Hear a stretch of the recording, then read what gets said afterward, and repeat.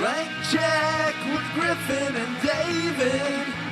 Blank check with Griffin and David. Don't know what to say or to expect.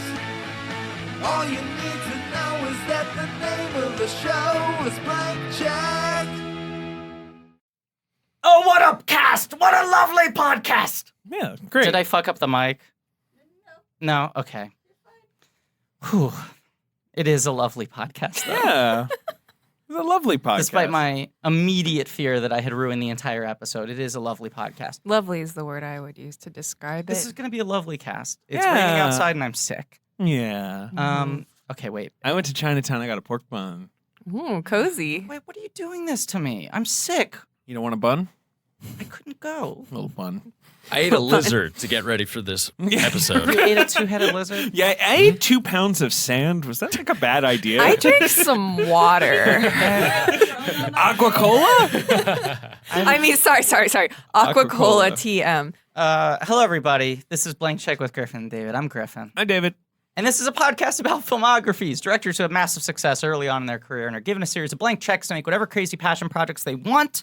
And sometimes those checks clear, and sometimes they bounce, baby. And this is one of the biggest clears It's a big of clear. all time. Yeah. At big least old clear. culturally, in terms of perception. Like Avatar's a humongous clear in terms of like return on investment versus doubts against it. Yes. I mean, this made less money than Avatar. I But this is suppose. creatively This one of the greatest yes, clears right. in history. Well, yes. And also, expectations would have been so low.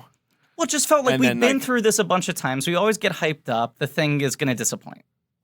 And then it comes out, it does really well, and everyone loves it. And it's sort of like, oh, great.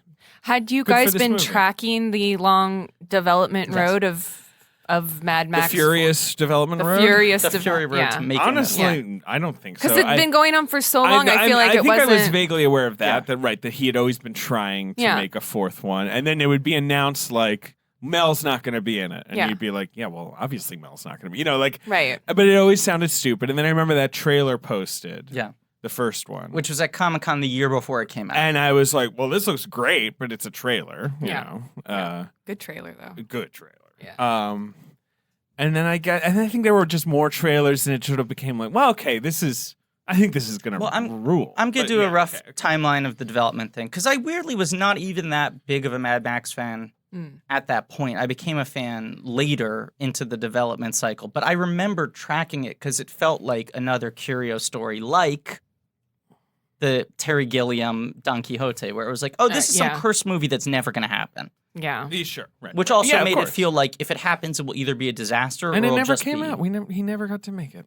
Isn't that the weirdest It's thing so in the weird world? that he made it, and people were like, eh. Yeah, people were like, oh, I was there. You were there. You were there for the first audience. The first screening of it. It Where, was like- the most anticlimactic thing that and I've people ever. were just kind of like, They were just like, okay, I guess. Well, that's out of our system. It's like Chinese democracy or something. It's like- 100%. That's so true. It's usually a Chinese democracy Right. situation. Yeah. You wait that long, and then everyone's like, oh, no, we're Okay. definitely no longer that interested in this. Yeah. Like, you know, I mean, Buckethead, though. Buckethead, though. well, he rips on that album.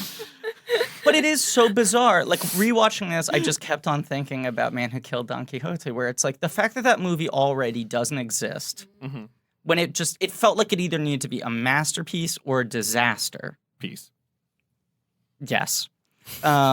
Is so bizarre. And then there was that thing where after it played at Cannes, then like the release got canceled and Amazon dropped it. And it was Yeah. like, okay, well, this is fulfilling the legacy. Now Yeah. the movie is not going to be seen ever Yeah. again. The thing is that it's not even that bad. Right. It's just nothing. And now it's just like quietly on iTunes. Yeah. It's not bad. I gave it an okay review. Yeah, I it's sort thought of an interesting movie. There's thought it was stuff to fine. grapple with. It's way too long. When you know the like- context of your, then that's when Right. you're truly underwhelmed by it. But if Right. if it came out sans context, you'd be like, this is This weird is and vaguely Gilliam's European. best film in years. Yeah. I guess by default. Like, Yeah, yeah, you know, yeah. like it's probably like.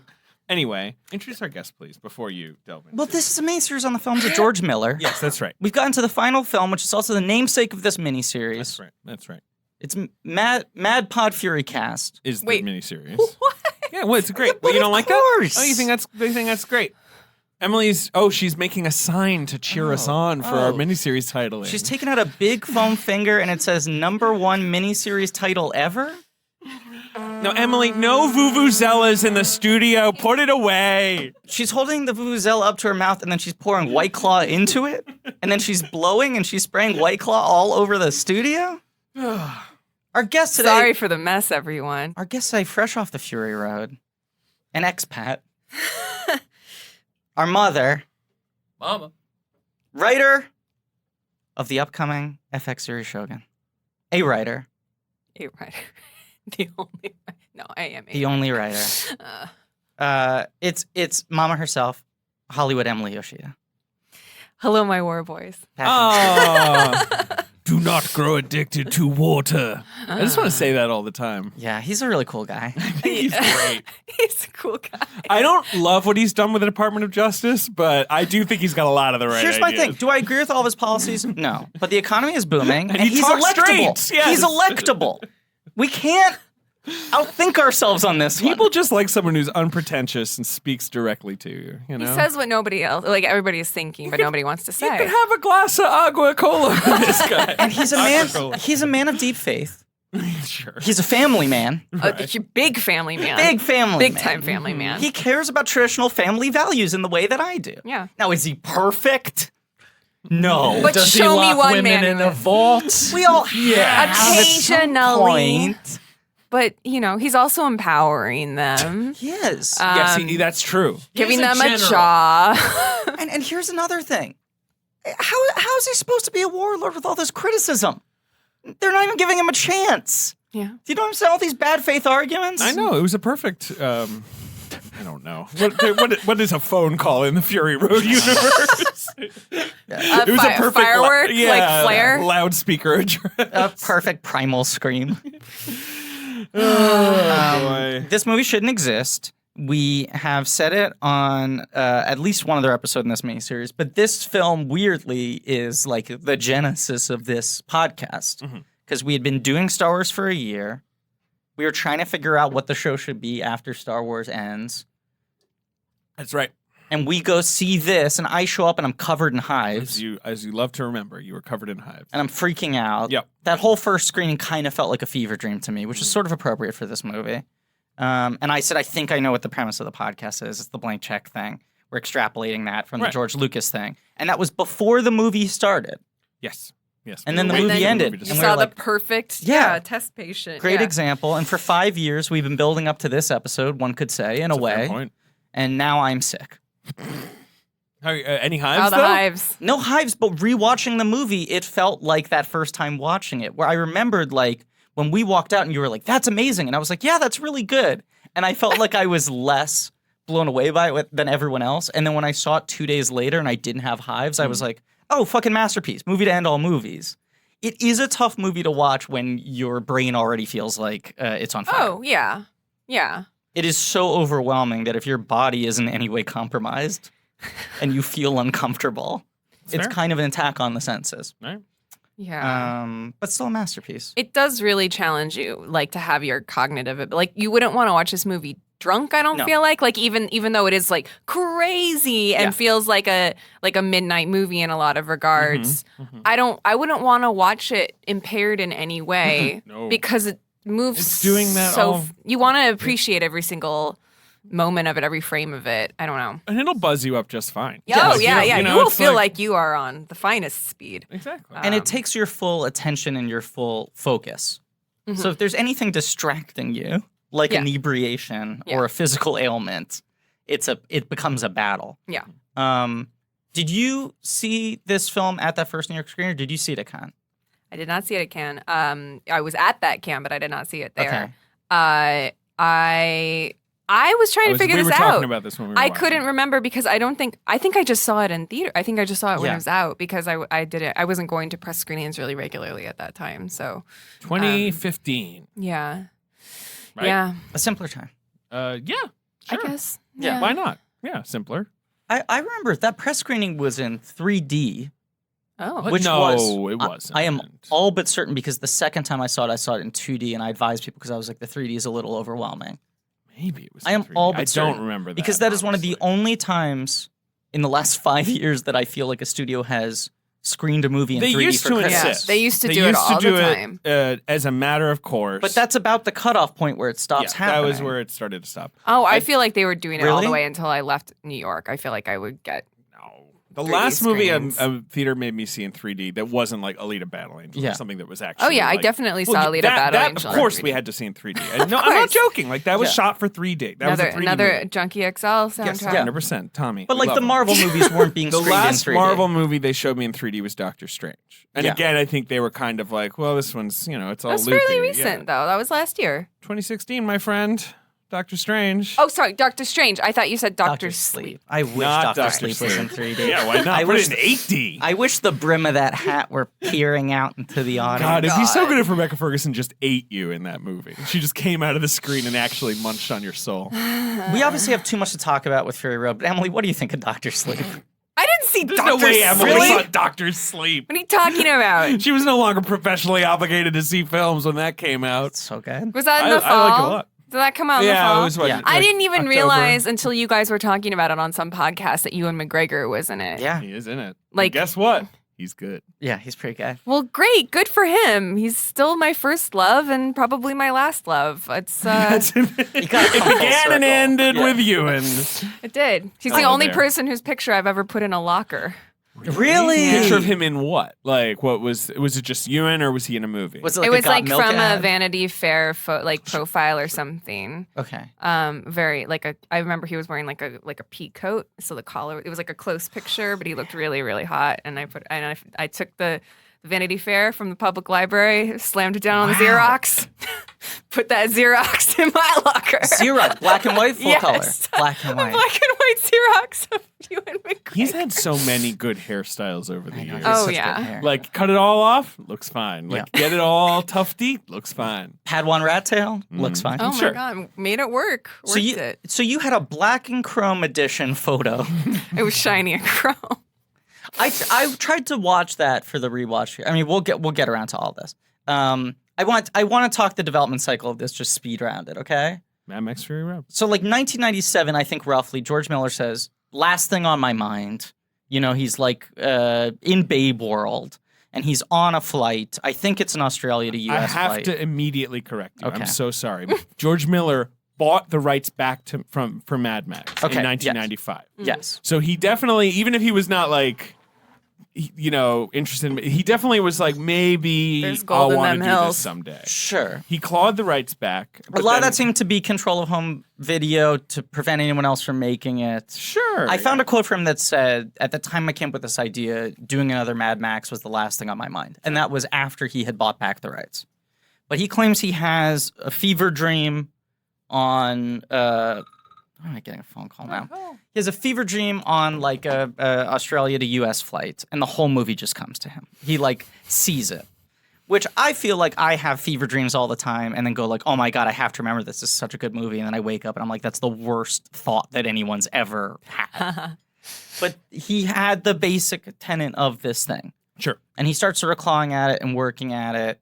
He sets it up at Fox because Okay. he has the rights back, even though Warner Brothers had released the last two Mad Maxes. Yep. At the time, everyone's presumption was it's going to be Mel. Yeah, it was going to be Mel. Mel's still hot. Right. What Women Want had just come out. I'm not joking. Well, so yeah. Also, Mel was what women want. It proven in Proven. the box office. Proven. In 2000, 2001, they're pretty actively in like, if not pre-production, active development, pre-production. Sure. 9/11 happens. Yes, that is true. 9/11 happened. Turns the economy upside down. It destroyed the Australian dollar. Yes. And so guess what he had to do? He had to do it. Do you know what he had to do? He had to make some happy feet. He had to turn to Happy Feet. Yeah. It's just so funny to think that he was like, I can't do Mad Max. I guess I'll break out those penguins Yeah. that dance. He was like, I had this on the back burner. He's like watching the news in real time, like on 9/11. He's And he like, I just, have to. He crosses out Yeah. a picture of Mel. He like takes down a picture poster of Mel gives and puts up a penguin. He takes out giant penguin feet slippers. This is puts what the them world on. needs. Start mocapping Savvy and Glover. I'm gonna need that tap dancing. But a couple years later, he's like right at the threshold, like 2003. He's like, I think we're ready to go. Yes. And then the Iraq War happens. He got a green light. Yes. Happy He was Feet gonna too. Film in the, I mean, he because of first there was rain, which that seems like a tougher problem to deal with, but then also the Iraq War. Right.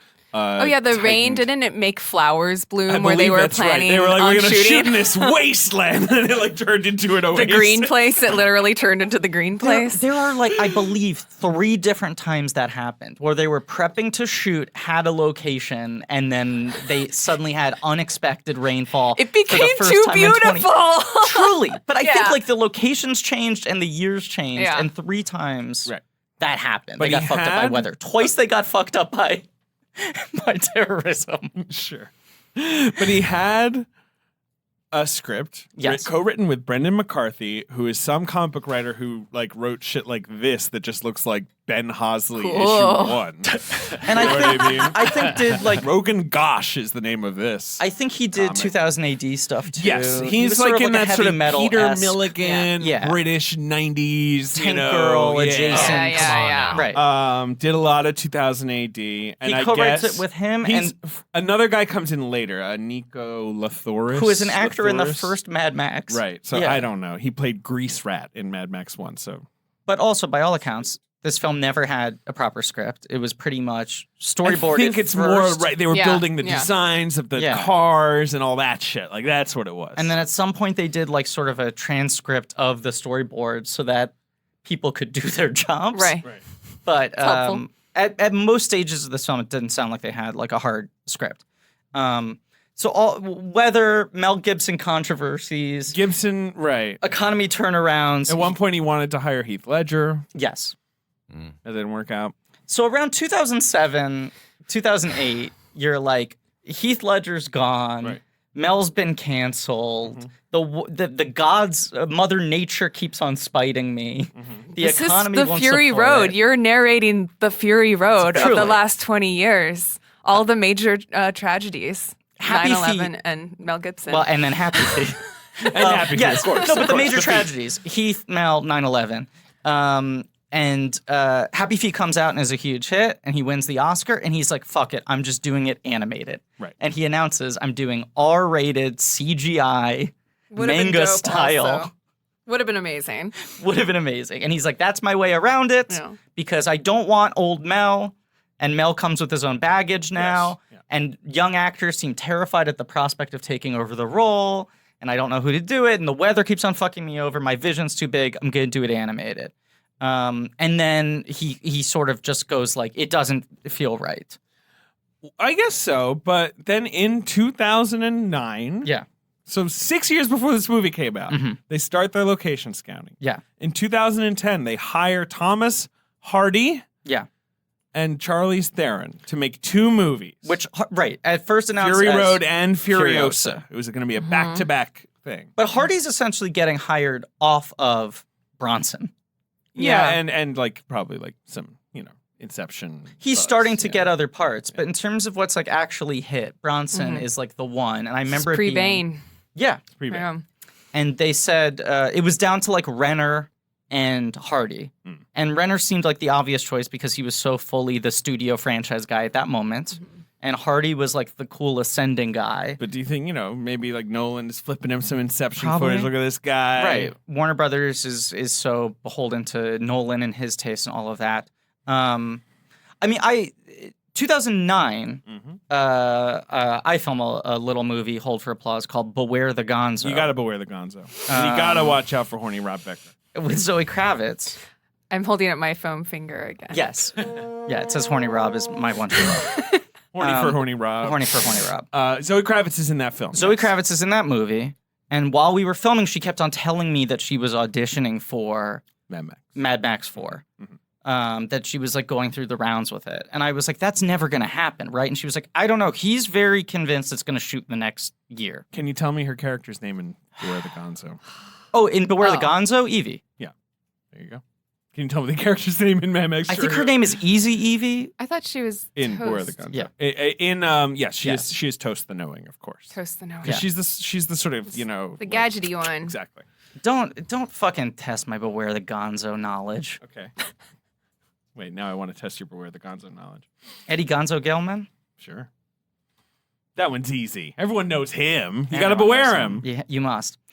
But yeah, she was like, the script, there's no script. He just like, you sit in a room and he explains stuff to you. He says it's going to film next year. They don't know who's playing Mad Max. Right. But it was like, It does sound like pie in the sky. he's making it seem like it's like on the runway. A year later, they cast Hardy, and it's like, okay, I guess we're ready to go. And the movie still doesn't film for another year after that, right? Does it film in 12 or 11? Well, if I can, I want to correct myself. Okay. The heavy rains causing the wildflowers to bloom, that happened in 2011. Uh-huh. So there were many rain problems, but the wildflowers rains, that was 2011. Okay. So they had to... There was an earlier one in the early 2000s. Okay. It happened a couple times. Oh, yeah, rain happened a couple yes. times. But principal photography did finally begin in 2012 in Namibia. Yeah. They also shot in Australia, obviously. Filming supposedly lasted for 120 days. And it did a lot of reshoots in 2013. Okay. But even still, it takes 2 years after that for the movie to come out. Correct. That does come off though, and I mean this as a huge compliment, as a 2-year editing job. 100%. Yeah. Right. 100%. And a husband and wife working together for 2 Yes. years. Yeah. Like, it feels like a movie that and could... pausing for meals Of and course. taking care of themselves. There were 150 stunt performers, most of them Cirque du Soleil type folks or Totally. Olympic athletes. Eve Ensler was on set Yes. advising Famously. on feminism. But also advising on, like, female victims of violence and on sex trafficking. Yes. I mean, he took all the themes of the movie very seriously.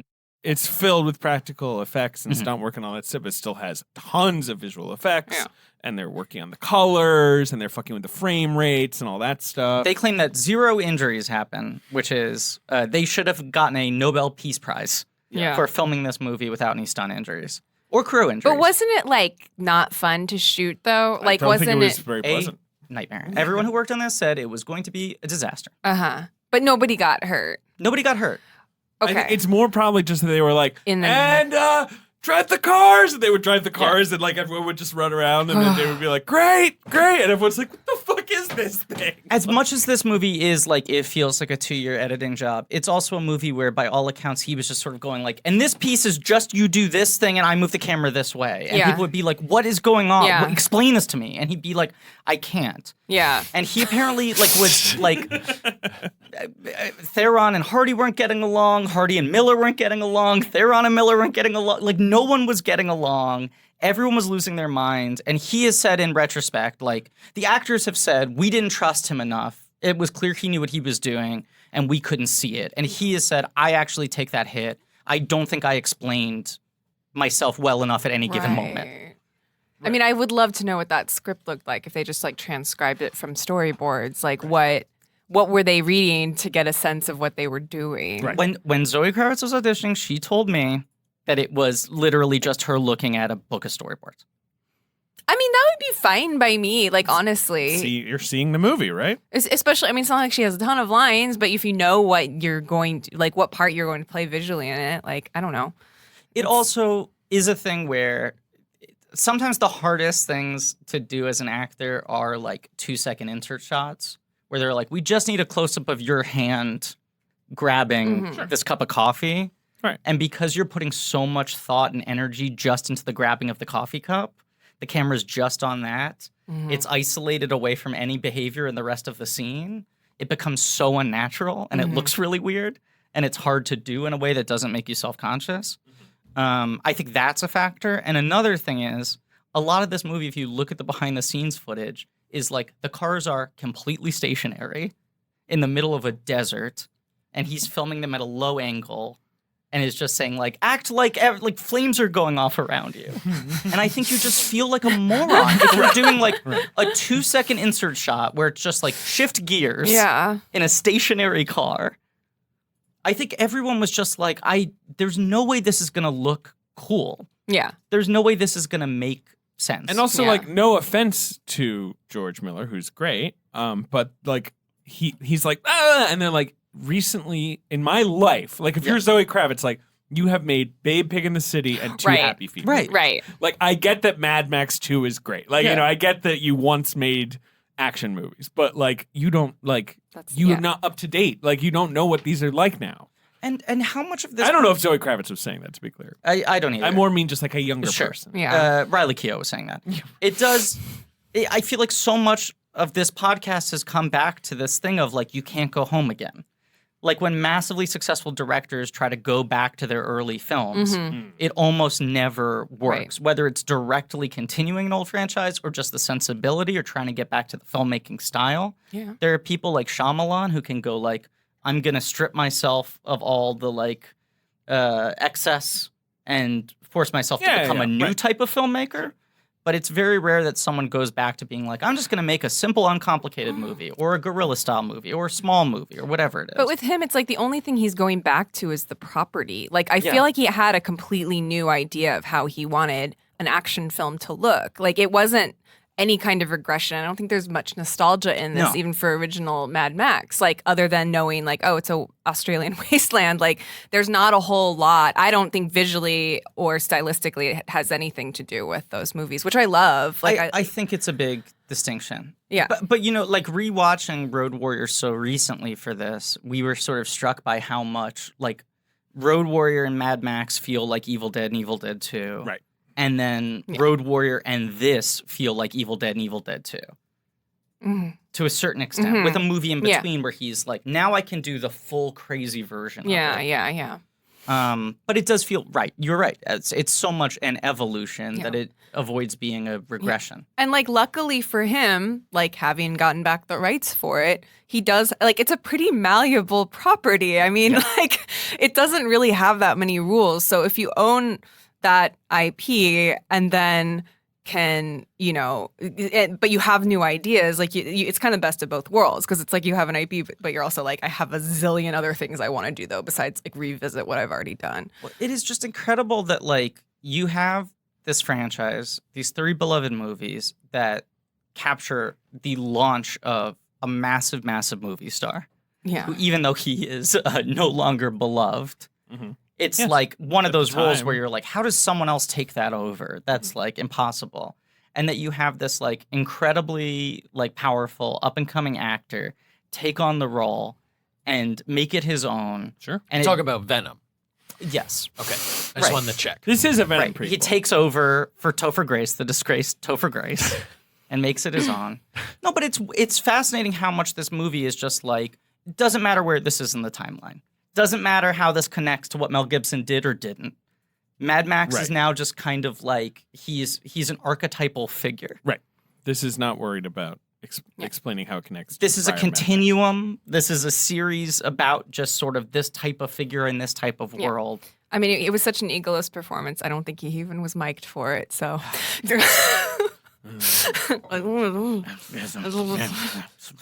Just this to is answer a real your, putters and murmurs. Oh, This is a We puttery. gave him the best of the decade. To answer your Putters question, and Murmurs recently Emily, on the Patreon. Margaret Sixel had 470 hours of footage to edit, which took her 3 months to watch before she was even ready to edit it. Oh my God. Right. But don't you think if your editor is anyone other than the person you're married to, they quit when they get that hard drive? Yeah, I don't know. Like, how are you paid for that? Like, are you just like in love and support from your partner? Aquacola! Do not become addicted to money. I don't know. I mean, usually you'd think with these movies, it's more like where you have the 4-editor block. You know, Right. like, you know, it's just sort of like, yeah, of course they needed multiple editors. People had to go off and do other things. Yeah, you have a lot of assistance. Mad Max Fury Road. The plot. I don't know. The plot of the film is that there's this guy they go called Max. fast, and then they go fast the other way. I feel like I have to say that Ben feels like a little muted during this this episode. Like he doesn't feel like his full enthusiasm is on display here. And I mean, but Well, to be fair though, it dry. Oh my God. It is a dry movie. The thing about that, Emily, is actually it recently was officially announced that I'm pivoting in 2020 to sort of more of a dry kind of situation. Oh wow, this is really great for you then. Yeah. So this is just dry as a bone. and I'm loving it. Which that's the other thing Ben's really into now is Bones. Oh, I've always been into Bones, but I'm like really getting into them. 2020, it feels like the three things you've really put up on the vision board are a dryness, Yes. Bones, Yes. which there's obviously a lot of overlap there, and Chains. Uh-huh. Oh, Yeah, Chains. Ben This likes movie Chains, covers all three. Yeah, I have a whole note about Oh, all great. the chain Okay. work in this movie. Oh, course he yeah, does. yeah. See, Lots of maybe he's chains. being a little muted because he's in finest film critic mold. He has his laptop in front of him. Maybe he has prepared copious notes. I've got a good amount of notes. Also, I'm letting you guys do the whole background. Yeah, we're doing the to leading context. up to the movie stuff. I don't know about that stuff. So you're saying you're not toast to the knowing about that stuff, right? No, but I But do he is know. capable. He is capable, and he is splendid. Let's be honest. Thank you so much. How rare is it that in 2020, year of our Lord, a franchise movie, a fourth film in a franchise, even if it is one that isn't super plot driven, where you can just start out the film with narration that vague. I would love somebody to make an opening crawl for Max that's just the opening monologue. Like Mad Max Fury Road. That's My just- name is Max. right. Oh, My the world Star is Wars fire. crawl. Yes, that's what I mean. Yes. For that monologue. Like All right, But Ben. the fact that this movie can start off with that, and that's Right. all you need to know. You don't need to have seen any previous Mad Max Right. movies. It doesn't matter. Yes, 100%. well, I Sort mean of that's part of why the it magic doesn't. of this movie. Right, well, that's yeah, why yeah. it doesn't. It's only Mad Max in name. Like it Right. because and vague theme. well, yeah, the vague theme. The theme is gasoline and dryness and cars. Like, but and, other than and dead family. sure, but vaguely. like, what Yeah, movie yeah. doesn't have that now? Like, that feels like I think that's one of the most kind of the weakest links of it is like seeing flashbacks of a little girl like being like, "Why didn't you save me?" Like that just feels very like video game esque. Oh, yeah. Like dumb narrative shit. Like which is whatever, but it gets through it so fast you don't care. There's like so it just little of it. metabolizes Right. it. Yeah. Yeah. I think about this all the time, especially like in comparison to something like, yes, I will say these two words on this podcast, Mortal Engines, where there's, I think that like there is as dense of an imaginative of a world being built here. Mhm. I just think that like this actually has the confidence to just be like, yep, here we are. And I do think that Mortal Engines also does a pretty quick, like, there are big cities on wheels and there you go. And here we go. But I think that like there's so little that it's almost like a neg from the movie at the beginning where you're like, give me more, like, instead of being exhausted by it, which is, yeah. Confidence is the key word with this movie Yes. because it just narratively like barrels forward so fast. It makes it very clear which things are absolutely crucial, important to understand going forward. Yeah. But a lot of it is just like, if you want to dig into this, you can. If not, trust that I have it figured out in my head. Mm-hmm. I'll use shorthand. Like I remember watching this for the first time and things like, seeing Furiosa's tattoo and her talking about being taken away. I'm like, when's the scene coming when she has the big dramatic monologue where Right. she talks about the fact that she was one of Immortan Joe's brides? Mm-hmm. And then when the movie ends and you're like, oh, right, you don't need to do that. Yeah. Any other movie like this, you're watching it as an audience member, you're like, ugh, when are they going to get to the reveal? Yeah. But the point is, if you've done the math in your head already, the reveal is unnecessary. Yeah. This movie doesn't have a first act. Yeah. No. The It just second act starts. is the first act. Yeah. Yeah. It just starts Well, the into first- an action scene. The first act happens before the words Mad Max Fury Road. Essentially, come up on right. the The screen. first act is Ben. Okay, here we go. My name is Max. My world is fire and blood. Once, I was a guy from New Jersey, a road warrior searching for a righteous cause. As the world fell, each of us, in our own way, was broken. It was hard to know who was even more crazy, me or everyone else. Ding dong. Oh, okay. Okay. Ding dong. Yes. Yes. Okay. Someone's coming into the Zoom or entering the recording somehow. Someone's at the door. Griffin. The audio boom door. Yeah, if you could Okay, let let me them just. in. Okay, give me 1 second. Craig. Balance. I'm sorry. Did you say balance? Balance. Perfect balance. Okay. Things that are even. Hello. Perfect balance across every part of my body. Who are you, my symmetrical My friend? large purple chungus body. I'm keeping myself in shadow because I'm trying to see if you can guess who I am. Large Purple Chungus, I think of Grimace, who obviously has been on the show. Great. He friend of seems like ours. the first pick to be Right. a spokesperson. Right. Right. So he's like, right. If you were pulling from the deck for purple things, he'd be right at the top. Right. And I'm still in the shadow. You can't see who I am. Balance, large purple Chungus body. How about this? I thought you would guess who I am in a snap. I'm Thanos. What are you talking about? Wait a second. You can't be here. You're a villain. I traveled through time. Oh, okay. What do you? All right. I'm from a different timeline, but I'm also bad. What do you mean I can't be here? I'm a villain. That's discrimination. Well, that's workplace you're scary. discrimination. I'm scared of you. Villains can't have podcasts. Tell that to Ben Shapiro. Heyo. Wow.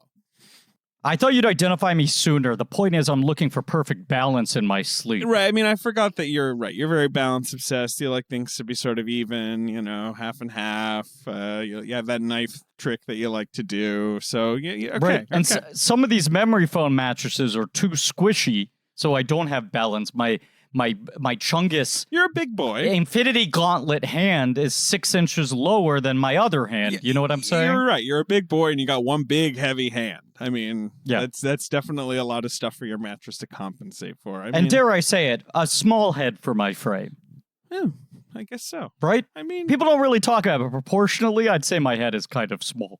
and I don't mean to talk about, your differences any further, but you also have purple skin, as you mentioned. I did. So maybe you want a nice mattress you can blend right in with. Purple, it's an evolutionary mattress with its own patented technology. You were going, oh my God. I was going to bring up as my next concern that people always try to murder me in my sleep. I need a way to sleep camouflage while also staying perfectly Right, balanced. because if you're on this thing, and I suppose you hadn't put any sheets on it or whatever, someone walks in. no sheets and I sleep in the nude. Right, Yeah. someone walks in, they'd just be like, well, I guess it's just an empty purple mattress. I'll just turn around. Correct. Purple is the only comfort innovation that provides total pressure relief for every body, however you sleep. Okay, because it has these open air channels here. I mean, I've got a little squishy thing that you can squish right now. It adapts let to me your squish natural shape while neutralizing body heat, so you stay comfortably cool all night. Okay. That's a good, because I sweat like John Goodman. I need to stay cool. I could and see that sleep. because you're also just so intense. Thank you. You're welcome. All right, so it adapts to your body and sleep style. Unlike other mattresses that can disrupt your sleep, purple is the just right all-night feeling you've been dreaming of. I know you live on a planet with like melons and a little salt bowl, and it's pretty chill out there, but every purple mattress ships free and is delivered right to your door.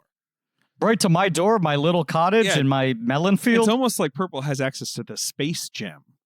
Because if you're not completely satisfied, they'll help pick up your mattress at no cost. Okay, and actually that's not funny. That's too soon. Okay, all right. I'm sorry for bringing up the space gem. Is it too soon, though? I don't even know where you're from in the timeline. We'll figure that out later. Okay, well, Purple is so confident in what they do. Every mattress comes with a 100-night risk-free trial. So, listen up. Okay? Here is a call to action, which I believe you're familiar with. You're always calling people to action. But I understand what you're going to say. You're going to tell me that I need to snap in order to get some sort of deal. I once again have to disrupt the universe in order to get some sort of deal. That's the only way. No gems required. You can experience the next evolution of sleep. Go to purple.com/check and use promo code CHECK. For a limited time, you're going to get $150 off any Purple mattress order of $1,500 or more. That's purple.com/check, promo code check for $150 off any mattress order of $1,500 or more. Terms apply. Do you know how many gray t-shirts I could buy with the $150 I'm saving there? God. So just to clarify once again, Thanos, the balance-obsessed purple Chungus, who is very online, is going to get a mattress that allows him to sleep in the nude with no covers so people don't murder him. Purple.com/check. And that's canon. Emily is visiting New York City. We love to have her. Hollywood. And she's staying with me. And so we watched this movie together. My God, humble brag. Did they put you up in business class or first class? I can't actually answer this as a joke because I did go first class. I did fly here in number 1 class, but but it is while we were watching it. I should be upfront with everybody because I know people are talking, and the rumors are true. I have gone Hollywood. You have. Emily has gone fully Emily is Hollywood. covered in jewels. Yeah. She also said that I can't look at her, which is very annoying because she's staying with me for a week. And like inconveniently sitting right across from me right now. But unfortunately, she has a suit of mirrors so that, that I can only see myself if I look And apart. David is also wearing the black bar from the Parasite photo. The poster. But anyway, and while we were watching, Emily was like, "Ooh, I have a hot take." And I was like, "Is it like positive or negative?" And you said positive, but people will think it's negative, and Interesting. would tell me no more. Here we go. Okay. Well, it sounds stupid too, but I can explain it. There are 2 movies that that came out in 2015, or that at least were in festivals in 2015, and the other one I did see at Cannes that I think kind of were the most prescient about like what life post 2016 would feel like. The other one was Green Room, which I did see there, which is like I think one of, if I was doing my decade list, I think that would be on it. That's like a very, very important movie for the last 10 years, I think, for me. Agreed. But yeah, Fury Road though, I think more specifically, like that I feel like Green Room is a very good dramatization of politics and violence and just like how toxic everything feels now. Like it just feels 100%. All of that is encapsulated in that. I think that Fury Road more specifically is like the best cinematic and like cathartic vision of what it feels like to be on Twitter. Yes. I mean, with the War Boys, yes, 100%. Well, yeah, I mean, with the I know War it's Boys- annoying to talk about Yes, the and internet it's a ever. very annoying take to have, but like I really mean but it because the War Boys, it's you not just know? the War Boys though. It's not, and I don't mean this along like ideologies or factions or something. I I know mean you that the way that it is the nonstop. energy. It Everyone's never screaming. stops. Everybody is screaming all the time. There is never a break. Yeah. Everybody thinks that there's a nice version of this somewhere, but there's not. You're trying to get to the green place. It's not there. Right, but you're and then while you're going, you're just trucking along because you can't stop. just And trying then to every block once in a people. while, Yeah, somebody you're- comes in and is like, I am the scales of justice, and just comes barreling in with machine guns, and Right, that's you what it gotta feels get like. your crossbow from like, oh, I have another one over there, I guess. Okay. Yeah. And that I feel like the chaos, the nonstopness, the like there's always something new coming down the barrel. That is what it feels like to be online post 2016. I do think I the think War that's a Boys great are, take. are a wonderful metaphor, though. Here's my parallel take I've been working on. Okay. I think the reason these movies are so potent, all 4 of them, in different ways, is the thing that George Miller understands is that society is fucking ridiculous and silly. That we like keep on building these rules and these structures. Yes, that even and in an these apocalypse, customs. eventually someone will be like, well, I'm the king. And then everyone's like, this guy said he was the king. Right. Like, you know? My currency is this, and we trade with this, and this is the route we take. And it's My like, why are you title the is king? And he's like, Immortan. I've got like a shoulder thing right here. And everyone's like, pretty cool. All right, king. I was looking up. I was trying to find the "What a Lovely Day" quote or like the clip of it, and I was like, "Mad Max Fury Road, what?" And then like it had suggestions, and it was like, "What is wrong with Immortan Joe?" What's up with that guy? Has he gone on WebMD? He's got a couple okay? things. Oh, that are a He little- is sick. It feels like he should air that shit out instead of putting like a carapace over it. Yeah, It's like a it fair feels- question. And talcum powder, which I think is proven to be bad for you at this point. If I lived in this society, though, I would be the war boy who delicately blows the talcum powder all over. It's probably the best job. Yeah. I don't know, I relatively. kind of like the guys who just have to climb on the little wheels to make the levers go up and down. And otherwise, yeah. they just Oh, chilling. yeah. Yeah. I was gonna say though, yes, the fact that like society like ends and then so quickly it rebuilds into an equally like stupid system. Yeah. That I think the thing he gets is like we are all still so stupid and primal and base in terms of what is driving us at all moments, and we use like intellect and intelligence and language and art and all these sort of like trappings of sophistication to try to hide all of that and act like we're striving for bigger things and deeper things and we have other things driving us. But it's like everyone just wants their fucking guzzling. Sure. Everyone, it just wants to be like the king and the most powerful and the most respected. At the end of the day, we can gussy it up however we want, but like people are trying to like not starve, or trying to have somewhere safe to sleep. People want to believe in something. They want to believe in something. Mm-hmm. Yes, and they want to have some sort of family around them, Yes. and they want to have some sort of respect. They want to have friends. right, And blood. right. Blood. And Not actually a ton of blood in this no, movie. no. Yeah. And Twitter is such a like a witness me sphere of Yes, just everyone yelling like 100%. I need to exist. Yeah. I must exist at every moment. But guys, Twitter's stupid. Oh, it's real dumb. Most people who watch this movie don't even have Twitter accounts. Yeah. It's sort of weird to think about. Yeah. It is crazy how many people have just made the right decision and have 100%. never touched They're like, Twitter. that in their doesn't life. seem like my cup of tea. Yeah, why would No, I do thank that? you. Right, yeah. Because it's not like people are like, you gotta join Twitter. Yeah, Why do I have yeah, to join yeah. Twitter? Ah, it's great. Oh, No. the discourse. People talk about it like smoking. Like Yeah, right, it right. is indistinguishable from how people talk about smoking. As like- well as the people who are like, I assume I it will started eventually 10 be years illegal. ago. Like, yeah. I just have to assume that that's coming down the pike at Or some I point. will die from Yeah. it. No, I will stop when I am threatened with a lawsuit. No, I like started doing it in college or high school because all my friends were Yeah, doing it yeah. and I didn't want to feel left out. Yeah. I met so many people from doing it, Right. but like a lot of them have left. Silence your phone. I did. Then how to make noise? I don't know why. It's silenced. Look at the button. The other part, the other overlap between Twitter and smoking is I only do it when I'm drunk. Oh boy, So yes, this movie starts as if you've missed a whole movie already. 100%. Right. Where he's just like, you think it's, voiceover narration, then him standing out in a cliff, and it's a moment of introspection. And then you realize it's one brief moment for him to eat a lizard before he gets back in a car in the middle of a chase that's been going on for who knows how long. Right. And then he gets captured Yes. and turned into a blood bag, of course. No one explains Because that. he's a universal donor. He is a universal Which you donor. will miss if you blink during the scene where he's getting tattooed. Yes, I want to read his tattoo to you because I love it. Okay. And you see it for like 5 seconds. Yeah.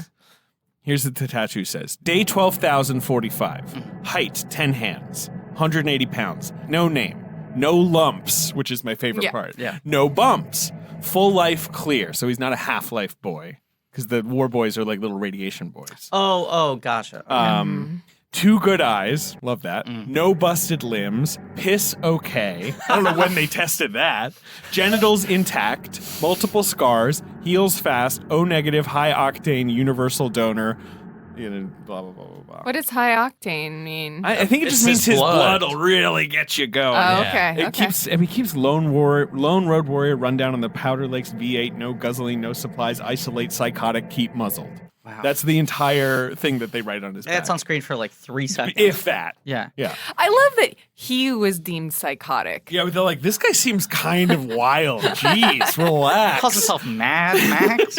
I read some quote, I think from Sixel, who said that 60% of the movie is either sped up or slowed down. Yeah, That they they keep shot messing with the everything frame at rate. normal frame rates, and then when he was watching the edits and they kept refining it, if something wasn't clear, he'd slow it down, and if something was too clear, he'd speed it up. He wanted everything to occupy just the amount of time it took to register. Yeah.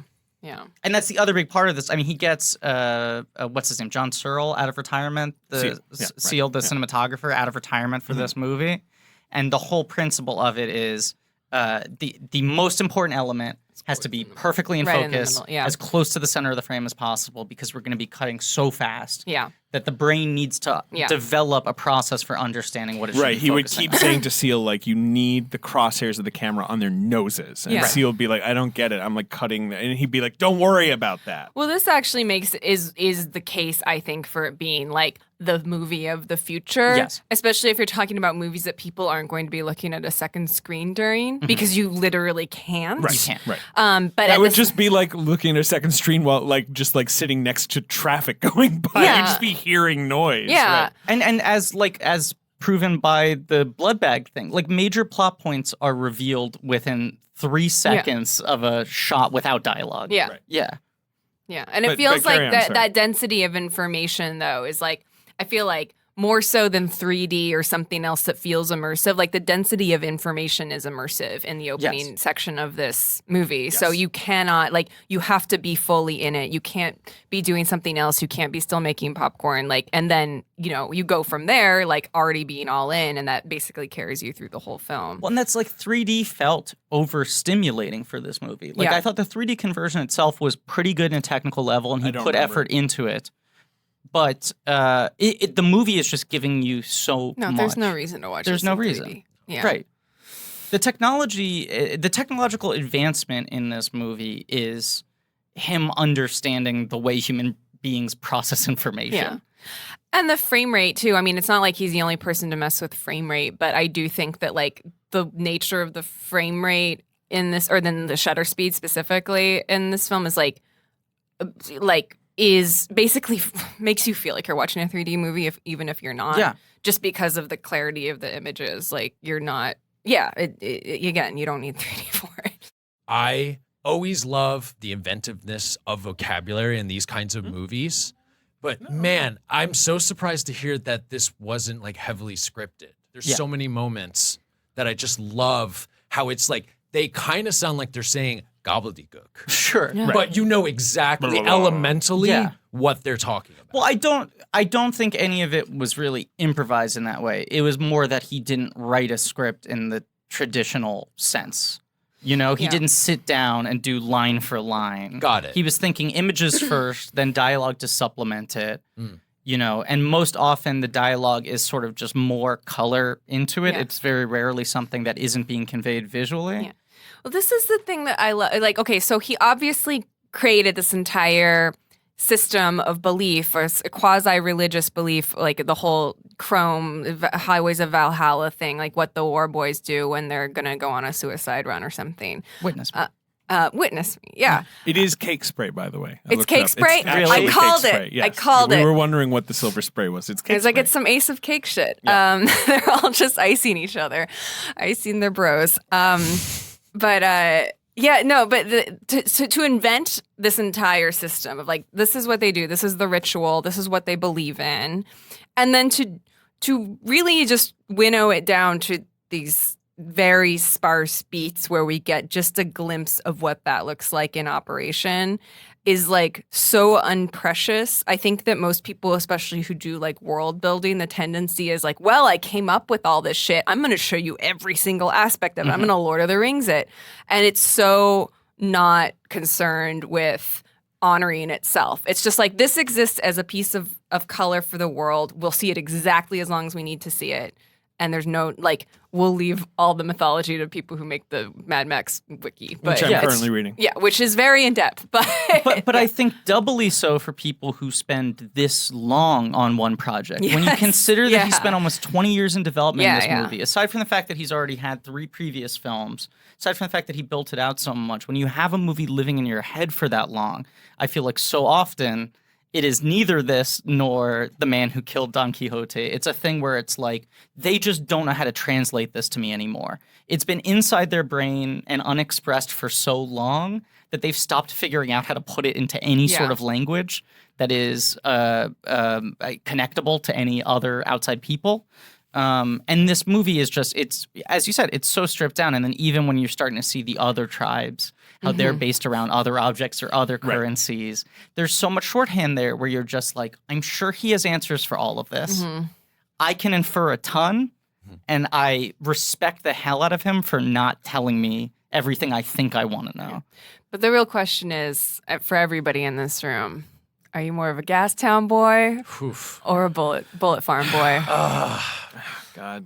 Bullet Farm.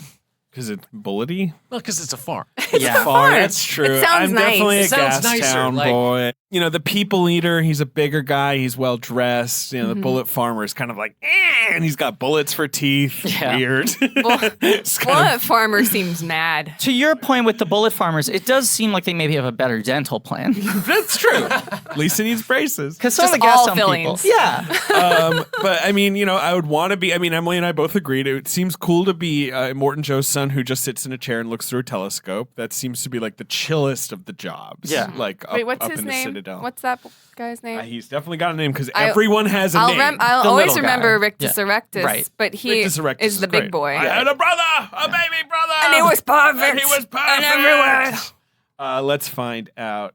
That moment with Rictus Erectus after the baby dies, that is like a moment. I feel like I've mentioned this in the room that I just finished, where it's like, it's one of these great moments that I can only compare to the Rancor dying in Return of the Jedi and the His guy who name comes is and mourns Corpus him. Colossus. Corpus Colossus, Yes, that's right. Of course. Yeah, but like just a little tiny glimpse of like somebody mourning or like feeling life or death who's like ultimately pretty inconsequential to the plot, but it's just like, oh, there's like all this other stuff going on, Right. which is like I love Rancor-esque moments like that. Yes. Yeah. It's so good.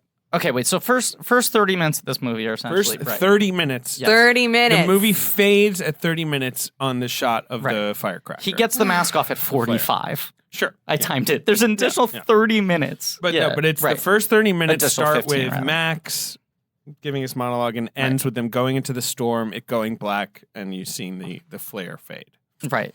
But like through all of that, it's like end of high speed chase into those like catacombs, him trying to swing on the hook away from the war boys. Yes, They're right. finally capturing him into opening credits. Yeah. Then you seeing the sort of inner workings of the Immortan Joe temple. And you His know, the speech, war the boys release of the water. chilling out, getting some blood. The release the water is one of the most infuriating. There's two really scary looking things in this movie that don't have to do with cars. And one is the water being dumped on all those people. Wretched is what those people are called. That's mean, rude.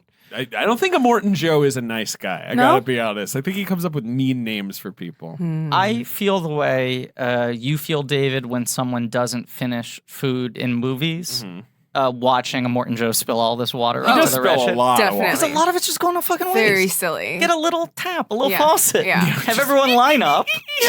Wait, what's the other thing? The other thing is when the Fuvellini lady slides down the rope with no pants on. Oh, boy. that definitely, I mean, That just like makes me cringe every time. she's obviously built up years of calluses, Sure. one assumes. Yeah. But But come on, not a pleasant life. No. Yikes. The Valkyrie, Megan Gale herself. Yes. That's right.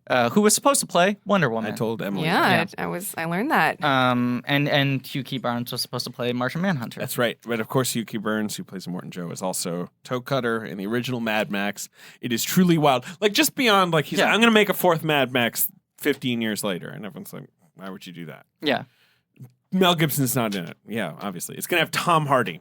Okay, Tom Hardy. I mean, sure. I guess Yeah. he's up and coming. Who's going to be your villain? Maybe he could get a big... No. I'm going to get the guy from my first Mad Max movie. So you're bringing back Toe Cutter? No, new character. He's going to play someone else. How old is he? I don't know. 60s? Maybe 70s? Yeah. He's old. He looks been a like while. me. He's got my hair. Do you have any other villains? No. I mean, like, not famous ones. Right? Yeah, it's just a bunch of guys. I mean, I guess like Charlize Theron and Nicholas Hoult are the other two names in this movie. Yeah, And but the Holt's women another are guy who's pretty on the up young. and coming Almost track. all the wives like became big. They all became, Yeah. but like, I mean, this is like most of, it's early for all of them, Yeah. right? Yeah. I have been surprised that Rosie Huntington Whiteley Correct. is the one who doesn't seem Right. to have capitalized off of this because I think she's very good in this. She's only made 2 movies. I know. Yeah. I think she mostly, I mean, I think she had an absolutely horrendous time making this movie. They had to pluck out all her eyelashes. Yeah. Because they got like weird chemicals in them during Oh, like, my which she apparently God. was not happy about because she's a professional supermodel. Yeah. She was like, I need eyelashes. And her first experience was Transformers, which was also presumably a nightmare. Yeah, great movie, The Transformers Dark of the Moon. An American masterpiece. The The other film that predicted Twitter. But yeah, so I don't think she had a great time. But I think also she just has like a bustling modeling career. that Yeah. she just went back to. But like Abby Lee was a model before this, and then after this has gone on to have a pretty she good was, acting career. yeah, she was kind of more at the age I think when models are like, I'm gonna try acting because you're kind of aging out of it. Sure. But she's so good. She's so good. I love. She's so funny in She Neon is. Demon. She's She's like, so funny in ugh, Neon Demon. I She want to see barfs her up in an more eyeball. stuff. Yeah, it's one of the best things I saw that year. But Abby Lee's still doing stuff, you know? Yeah. She's in The Dark Tower. She's in I just think Huntington mostly Whiteley that. has a lot of integrity in this movie. It's great. With the least screen time of the brides, and she has to sort of carry a lot of emotional weight. Mm-hmm. I mean, you don't see them escape the tanker really fully until the 30-minute mark, and she's dead before the hour mark. Yeah. And that has to feel like a consequential loss to multiple different characters. Probably shortened her shooting time. Yeah, she only shot for 7 years. Yeah. As opposed to everyone else shooting 10. I tried to watch this in the black and chrome edition. If I can do a little corner here on some thoughts. I have no interest in that. Well, so I've thrown it on. I've looked at it. Yeah. I don't care about this black and white thing. I mean, I love a black and white movie. Can I offer my thoughts? Sure. When we're covering a movie I've seen as many times as I have with this, sometimes I'm like, if there's an alternate version, I'll watch the alternate version this time, or I'll watch it with commentary this time because the film is already playing in my head nonstop.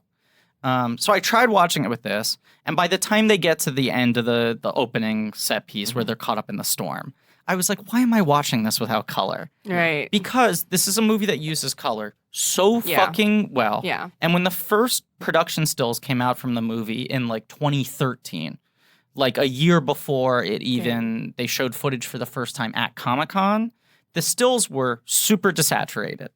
Sure.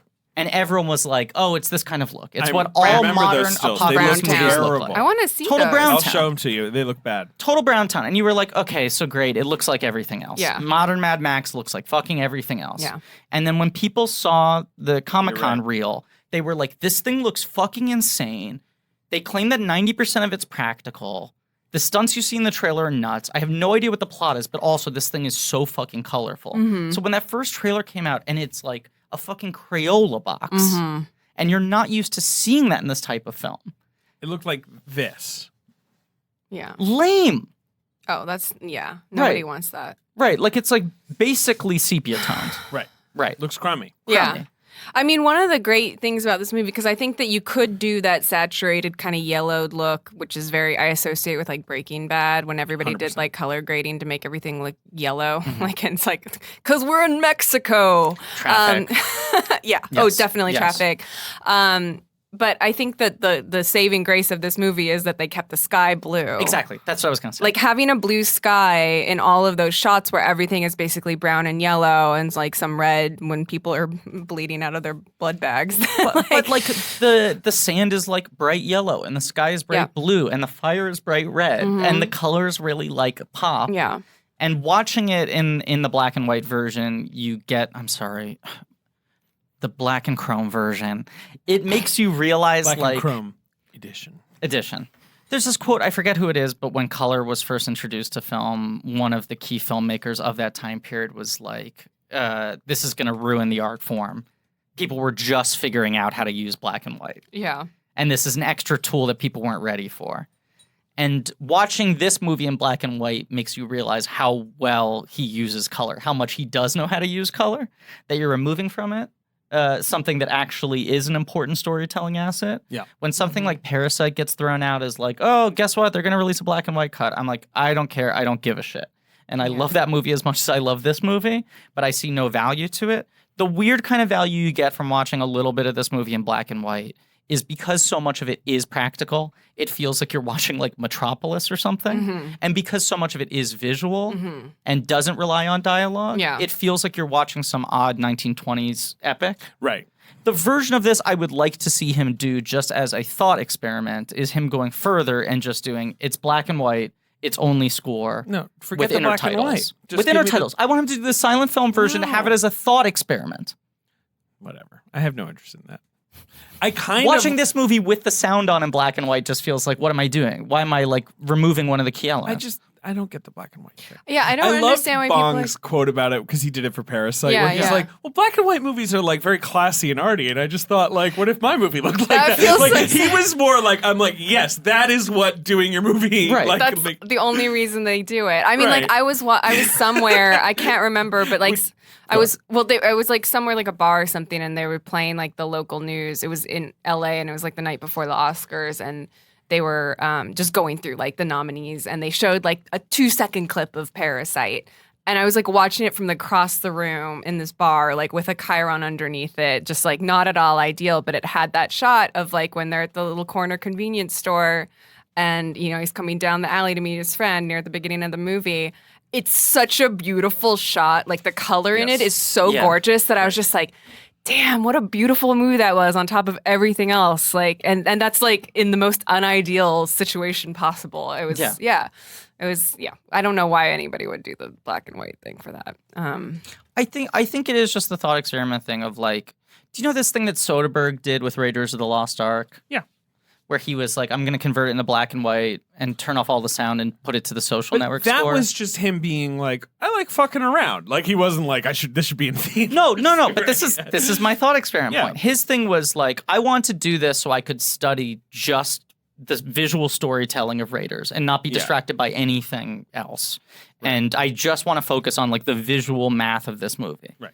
And I think that's the value to doing something like this, but also it's not really that interesting as its own thing. It's like peak digital special feature. Like you can toggle it on for half a second. Yeah. You can compare and contrast. But as its own version of the movie, what are you gaining from it? Yeah. Yeah.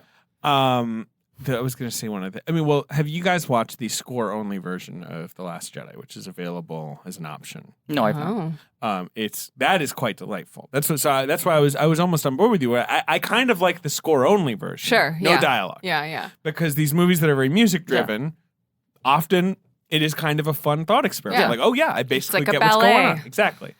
But not black and white. It's a nice looking movie. I'm going to stand by this. The feature I wish you could do, and you can't do them at the same time, is score only black and white. Well, just to see how it plays. We're fighting. We're fighting. Okay. This is a fight. We're fighting on the Fury Road. Yes, exactly. And I will meet you in the I don't know. But there is the black and chrome edition. I own it now. I suppose I could watch it. You know what I wish you could do? Not for this movie, but I was thinking. I think about Lord of the Rings actually a lot while watching this movie, just because of like the way that it does like compositing and digital and stuff feels kind of like of the same school. Sure. Both Weta movies. Yeah, that's probably why I didn't realize that it was a Weta movie. That makes sense. Australia. But just like the because I remember that movie being such like the beginning of color grading and stuff, and like being able to see an alternate color grade, because I think that a lot of that stuff can age really poorly. Yeah. So like seeing either like a less color graded movie or like like kind of just like remastering, but just for color. Yeah. I think that could be a cool feature to do, but that's different than just taking all the color out. Sure. It would be interesting. Look, it would be interesting just to compare and contrast, because these things can be done so quickly and easily, to see the desaturated version of this movie, to see the movie that is like the clean footage they shot. Because this is at one extreme end of the spectrum. Yeah, definitely. With a movie that's this good, it's fascinating to try to watch it in any sort of way. So you can sort of focus on different components. Yeah. But the version of this movie that came out in theaters is the best version of this movie. Absolutely. Far and away. I agree. 100%. Right. Doesn't really need to be messed with. The plot, though. Yes. No, I'm joking. So they go on the Fury Road. Right. Well, Furiosa. Yeah. Imperator. Imperator Fury. Imperator. And we do stand. Yeah. And we are obsessed. But also just beautiful that this character is introduced with, walking away from the camera, starting on the back of her neck, seeing the brand, and as she moves further and further away towards the truck, you see her robot arm, and you see the wheel. Yes. And of course you have Immortan Joe doing his sort of like Pep talk. We're off to get food from that. Like he's explaining what's going on to his people. But you're seeing like the milk farms. You're understanding. The ladies hooked up. Yep. Right. Yep. The whole sort of functioning economy of Gastown. Yes. So she's right. She's a trucker who's going on a run. And everybody has to come to see her off because imports and exports super important. Yeah, and I think it's just part of the cult of the War Boys, Yeah, right. Where it's like, this is a fun trip. Everything has to feel like a religious event. She's got the water, and she's going to bring the water and get gasoline and because we provide. Immortan Joe provides for his people. 100%. Yeah. And so off she goes with her war rig, which is so cool. And sounds like a whale. Yeah. Anytime it honks, they layer in whale sounds. They Oh, wanted wow. it to be like a big Moby Dick kind of thing. All the vehicles are functioning. Yeah, that's which is the insane. thing that's completely insane. Yeah, Insane. it's nuts. What kind of it? They should all go to jail. And for they building started cars that because look they like started that. building them in 2002 or something. Yeah, sure. They designed it right, Yeah. 100%. Yeah. Like a lot of those had been around for a long time Insane. before they shot. It is, but yeah, it's so weird to think that You know, you wake up at 4 a.m., you go to hair and makeup, your entire body is caked in white makeup, Yeah. they shave your head, you know, give you the black eyes, right? You know? And it's like, all right, get in your car. You get into one of those things, you're like, oh, turn it on, I guess. The weirdest thing to think about is so often if the car is actually moving, it's probably moving at like 30 miles per hour. Sure, right. So Yeah, you're yeah, yeah. like You're not Charlize Theron pretending that you're like in the race of your life in this giant fucking like gonzo car driving like a grandmother. Yes, all the boys are sort of. I just seeing her love off. that shot of them going to get their wheels. That's what I was Yeah. going to say. Oh, Just yeah. When another- they're all running in with their just wheels. communicating like the world so quickly Right. that they're all just like, Yeah. and then getting their wheels. Like, And one of the few dialogue setups is Nux is hooked up to Max. Right, and they And he's think he's talking to too his weak to friend. go Right. see off Furiosa. And yeah, that's true. One of the only times there's proper info dump where someone's like, Furiosa's gone off, blah, blah, blah, blah. Like, you know, like someone actually tells him what's going Yeah, on. yeah. Right, but That's so when they're off to chase her. He's when gonna she strap- veers off road. the blood bag Max to the front of his car, placing Max in the middle of the action. Well, he's going to die historic on the Fury Road. Yeah, of course Yeah, he is. yeah. Right. If I'm going to die, that's what I'm going to do. Right. But right, because Furiosa goes off the road. But once again, the fucking restraint of just the guys coming up to her window and being like, it's that way. And her just sort of nodding. And then the guys going back and being like, I'll pass it down. I think she knows what she's doing. That it takes like 10 minutes for them to question, is she fucking us Right, over? because they're Yeah. dealing with the spiky cars, Right. who Yeah. are great. And we stand and stand. we're obsessed. Yeah. When the war boys are finally trying to catch up with them. Like, Yeah. you know, she's already dealing with the regular, which is like 3 spiky VW bugs, which is a reference to Peter Weir's great exploitation movie, The Cars They Paris. Mhm. And then I love the spiky RV. Yeah. Mm. I just love it when there's a level up, you know, where Yeah, it's yeah, like, yeah. I get these guys are spiky cars. Then they're like, geez, these guys are hard. Well, let's get the spiky RV. Let's get the spiky tractor trailer. But like their lives suck. Oh, yeah. Oh my! At least the wretched get like a water bath once a month. Or Yeah, whatever. yeah, yeah. Those guys, it's just like, what do we got? Spiky cars. Yeah. Anything else? If someone comes here, we We spike got them. it, yeah. Like, that's our deal. Isn't it so depressing that this movie is like, you know, the 3 currencies, water, gasoline, and bullets? That's what the best Here's fucking idea of the movie no, is. it's on right. point, but it is just like, it's probably going to come down to that, Yeah. right? I mean, that's probably where we're going. Right. It's food and guns and machines. And chains. And blood. So they like, and so the first half hour is all that happening. Right. and These then people them all slowly coming to deciding- realize that Furiosa Yeah. is going off. And off she the just rails. goes into Yeah. the sandstorm. Her whole move of when she goes off the path, I was thinking about that a lot because it's like it's all in full view because it's a desert. Right. So like really Joe hide. is Right. watching her. They're not going down like an alleyway. No, it's not Yeah. like, okay, once I'm turned around the corner, then we can sneak off. Like, there's really no other way for her to do it. So I was just like, how do you make that calculation of like when you can deviate from the path Right. so that you still have enough time? Like, it feels like a very, like it is a movie where it's a chase movie that takes place entirely on like an open, just flat expanse. So there's no topography. It's not like the Bourne Identity or Right. anything like that.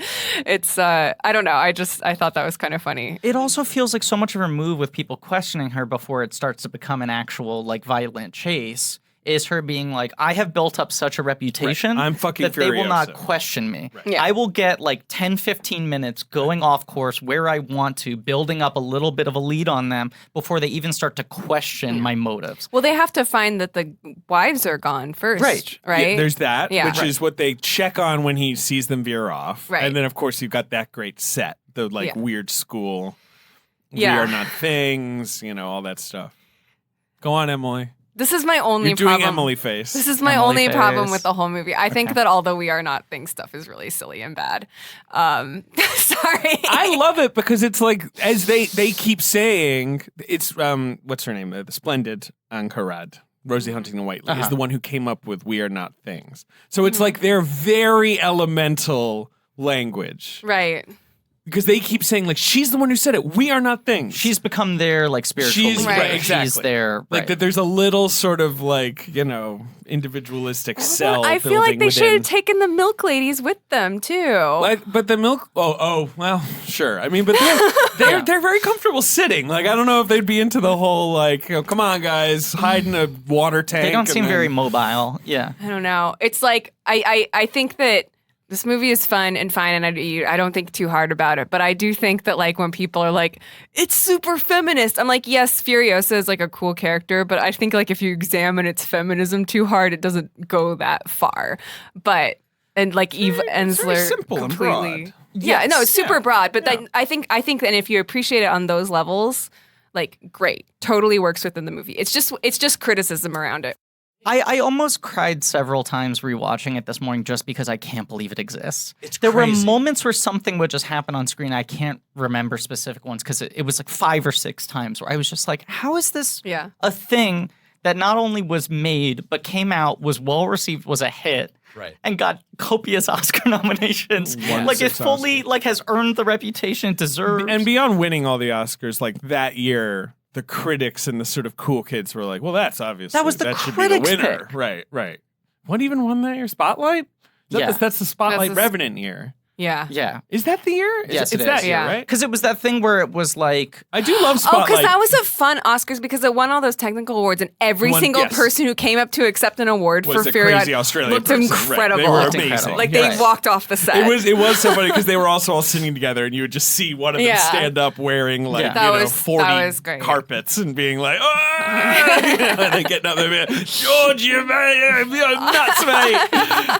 It's then- great. yes. 6 Oscars it won. yes. Yeah. Then when Leo and Inarritu won, it was like, oh fuck, is this going to go to The Revenant? And then Spotlight at the end of the night was kind of a pleasant That surprise. was yeah. Right.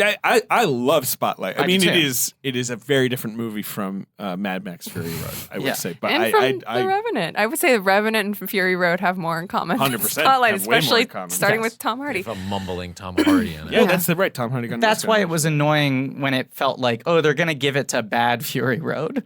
Yeah. Like The Revenant, which is Fury Road with like pretension, over-explaining Cold Fury everything. Road. Cold Fury Road. Nice No. cold Fury Road.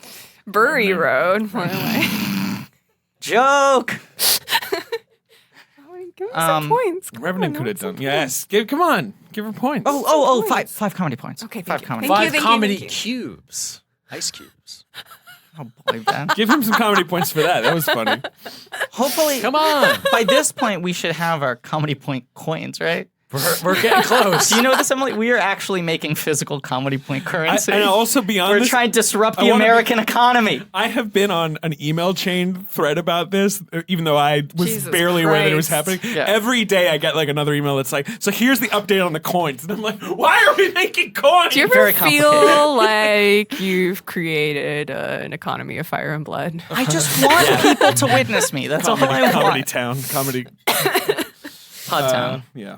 Aye. Anyway, so after the storms, they go into the storm. They go into the heart of the storm, and then there's the moment at minute 30 where the screen goes black. But before then is when the score builds. Yeah. Finally, it'd be Yeah. beyond the just like humming Some- score, It but does some real like womps. it has a melody. It goes dun dun, right? Yeah. And you see the car going into the storm and exploding. Max has been trying to free himself from the hood of the car the entire Yes, time. and that's Right. when Nux is like, what a glorious Yeah, day. yeah. Pulls Yeah. himself up. Realizes He he's trying pours water all over himself.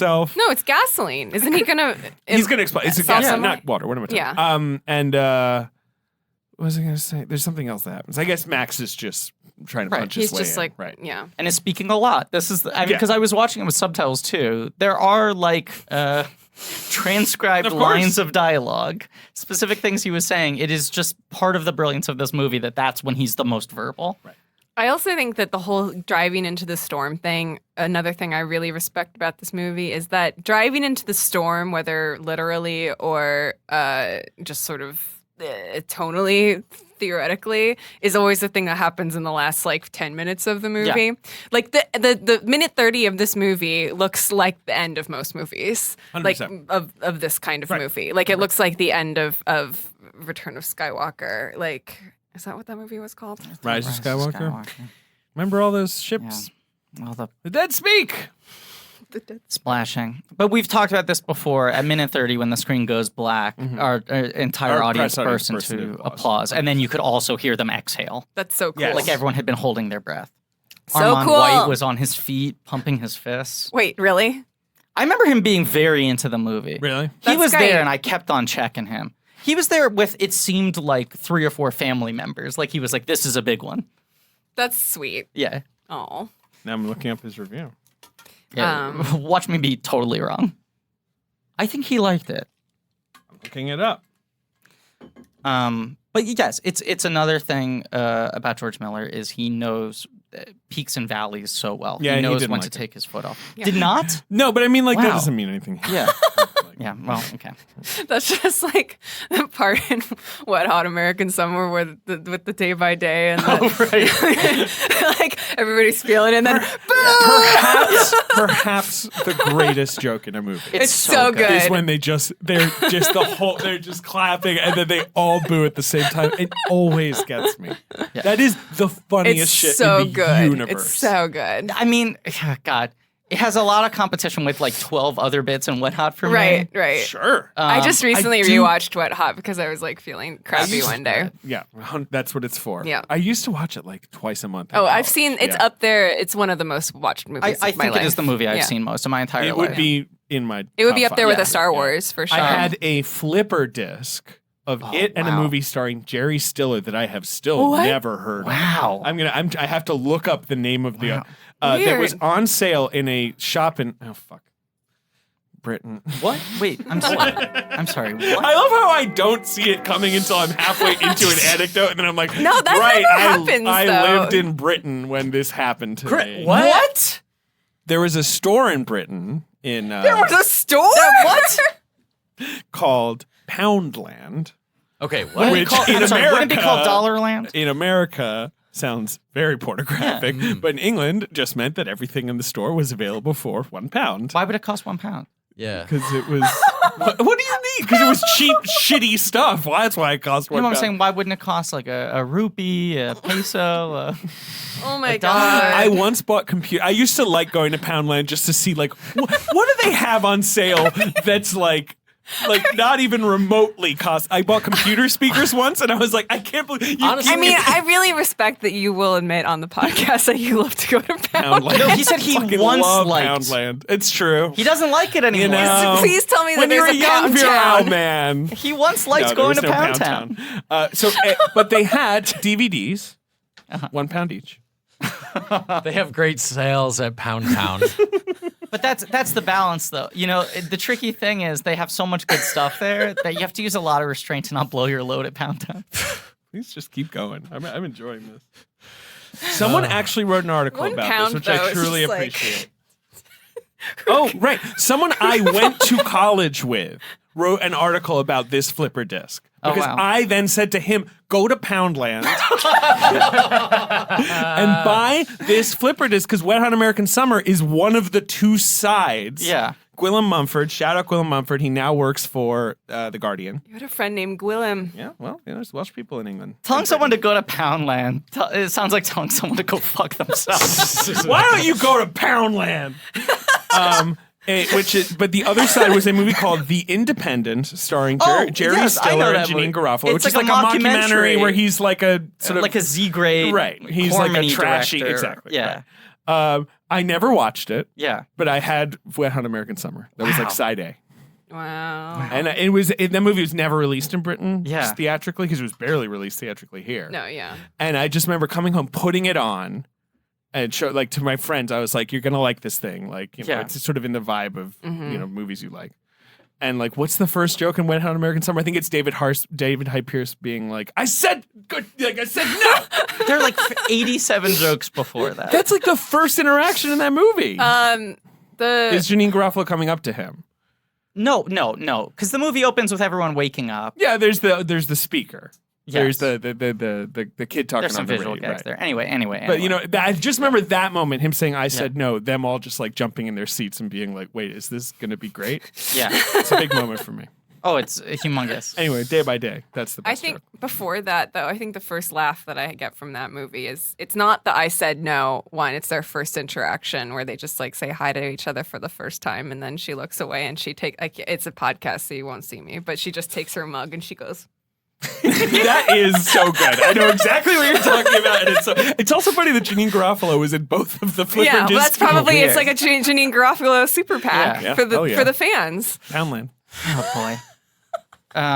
There's that bit in the first like mug interaction before they've actually spoken, where they were like miming little bits to each other. yeah. And he mimes. Oh, he throws his mug accidentally. Where he has like a Yes, hoe. and then there's like yes. a cat that screeches in the background. When is that not funny? You're just throwing something and then a crazy sound It effect and a happens cat. so much. But then I believe they hard cut to the cafeteria and someone drops their plate at breakfast and they use the exact same sound effect again within 10 seconds. It's so good. That's the bit that destroys me. The hardest I laugh in that movie is the Alan Shermer run.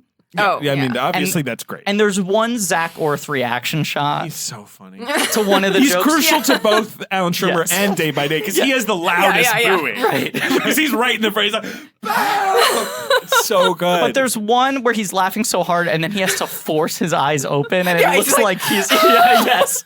Like he's in pain laughing so hard. It's the best God, comedy it's ever the made. best. It's the best movie. It is one of the most influential movies It's for me. perfect. It's a perfect film. I love it. I rewatch Rudd like doing his Oh, God. like dramatic the picking trailer. up. So good. You want to talk about perfect alternate versions of movies? Have we all watched the fart cut? Oh, I've watched the fart cut. No. Have I watched the fart The cut? fart cut's what? incredible. Fart Cut is incredible. It's just the movie. It's the with movie. more farts. They add in extra farts. Hell yeah. But they're all so well timed. Really? They're like they do a lot of them, but Yeah. they make very specific choices. So when he's picking up the shit from the floor, every time he bends over, there's another fart. Okay, I'm writing this down. You do one of that you should do that for Fury Road. so Black and Chrome and Farts edition. Is What on American Summer the Fury Road of comedy? Probably. I Where think it's so. just It's relentless. It just never Yeah, right, stops. yeah, Yeah. And You then- should do a fart cut on this show. We should do a fart cut of this episode behind the Patreon paywall. We're going to announce for the first time we're adding another tier to Patreon. It's just whatever episode came out that week with extra farts. And the tier costs $20. I was about to say, in terms of the labor it would take for you to add farts, I feel like Ben what would be you into charge? it though. Like Well, Ben would because put the thing is, I labor. gotta do it Foley style. Totally. You have to do each realism. fart yourself. You can't just rip them. You can't rip rips from the internet. No. The fans demand verite farts. Yes. Anyway, after the storm, After the Yes. storm. then you have the great one-on-one set piece. You Yep. know, Max, finding Furiosa. Furiosa and Yeah. then fight the one-on-one combat. And he's That still just shot of trying to him get his rising out of the fucking sand. mask off. Wants Yeah. that mask off. Yeah. You really want it off for him. He also needs the chain off. He has Yeah. to like carry Nux with him. It's so fun that Nux is sort of just there, and as they're fighting, like keeps getting sort of jerked around and then finally wakes up. I think it's like the first part where he starts like filing away his mask, and it's when all this other shit. Is that before the storm? I can't remember. There's like a part where That's after the storm. it's after the storm. Because during the storm, he's just trying to get himself freed from Yeah. the hood of the car. When he wakes up, it's the fire. he's trying to get it. Yeah, But that gross detail where like looped into the chain is is the blood? Yeah. Yeah. Oh, but I Pretty think cool. it's when the Gastown people start showing up or something, or who starts showing up. In that after the storm, and then like he turns and sees them, and then he turns around and immediately starts like filing at his, and that was like one of the early parts that I was like, this just feels like Twitter for some reason to me. But it also feels like, I feel like Looney we're all, Tunes. like, That's what's so yeah, great. yeah, you know, yeah. it's like 100%. Yeah. Well, I was about to use that exact same comparison, but I think that's part of like the speeding up some of the footage. Yeah. Is you have these basic human movements which Yeah. are now amped up and sped Yeah. up to like it feels like Chuck Jones. Yeah. Where like Bugs Bunny is able to in one instant go from one extreme pose to another. Yeah. The way he's looking back Yeah. over his Yeah. shoulder and then like very quickly filing. Yeah. I didn't know that Jeremy Renner was up for this, but I Couldn't do it. can't No. imagine He's not anybody- funny enough. There's nobody. He doesn't sound right for it. Even though it's funny that he is, it's not like he's far from Tom Hardy No. physically, but like And at that point in time, it felt like, oh, of course, that's the obvious choice to replace Mel Gibson. I've never seen him dirty, Jeremy Renner. He seems too clean. well, you keep hanging out at his house. It's weird. Get dirty, Jeremy. Then You I'll won't then listen. I'll have you- I've just been trying to give him You advice. show up to his home with 2 sacks of fertilizer. You know, and jeans. Hey, when they're coming out. Well, Put on the jeans, Jeremy. Bring them up. Bring them up. they will be up by this Should point. say that. Ben's winking. Oh, they're up. Yeah. Isn't that what they say at the end when they're trying to bring when the Yeah. Bring Yeah. them up. Yeah. Something You should like do that for when every time you unearth your jeans. You have this great Furiosa Mad Max fight, and it's like the movie is slowing down for the first time with an intimate 2-person fight scene. Right. Where these two characters, the two movie stars, are finally getting to like interact. But they're also both just in survival mode. They're like wild animals. Yes. Meanwhile, the girls are cutting their chastity belts off. Yes. Oh, the chastity belts with the teeth. Ugh. Love them. Yep. I mean, I hate them. They're very bad, but like I love them also. It's great design. But also the symbol, the skull, and the chastity belt is the same as what's on Furiosa's wheel. I mean, all these things of how you see how she's like built her life as a former Immortan Joe bride. Right. Yes. Recontextualized all these elements and tried to own them herself. But Max grazes Rosie Huntington-Whiteley with the bullet. And it sets up this element that makes the Furiosa thing so much more clear of how freaked out Immortan Joe gets if his wives are damaged, that they need to be these perfect human specimen, that they all need to be former models. Or the daughters of celebrities, Right. you know, or granddaughters in Riley Keough's case. Right. I guess Priscilla Presley kind of counts as Yeah. a celebrity. Yeah. But yeah, and then I do love that Max is like, I'll steal the war rig, drives Right. off 5 seconds later. Right. You know, it stops working. Right. That the brides are all freaked Lisa out. Marie Presley. What am I talking about? Priscilla's grandmother. Elvis's. Yes. The brides are all freaked out, and Furiosa's fine with it because she just knows, like, you think I'm a moron? Like, I set this truck up so that no one else can operate it.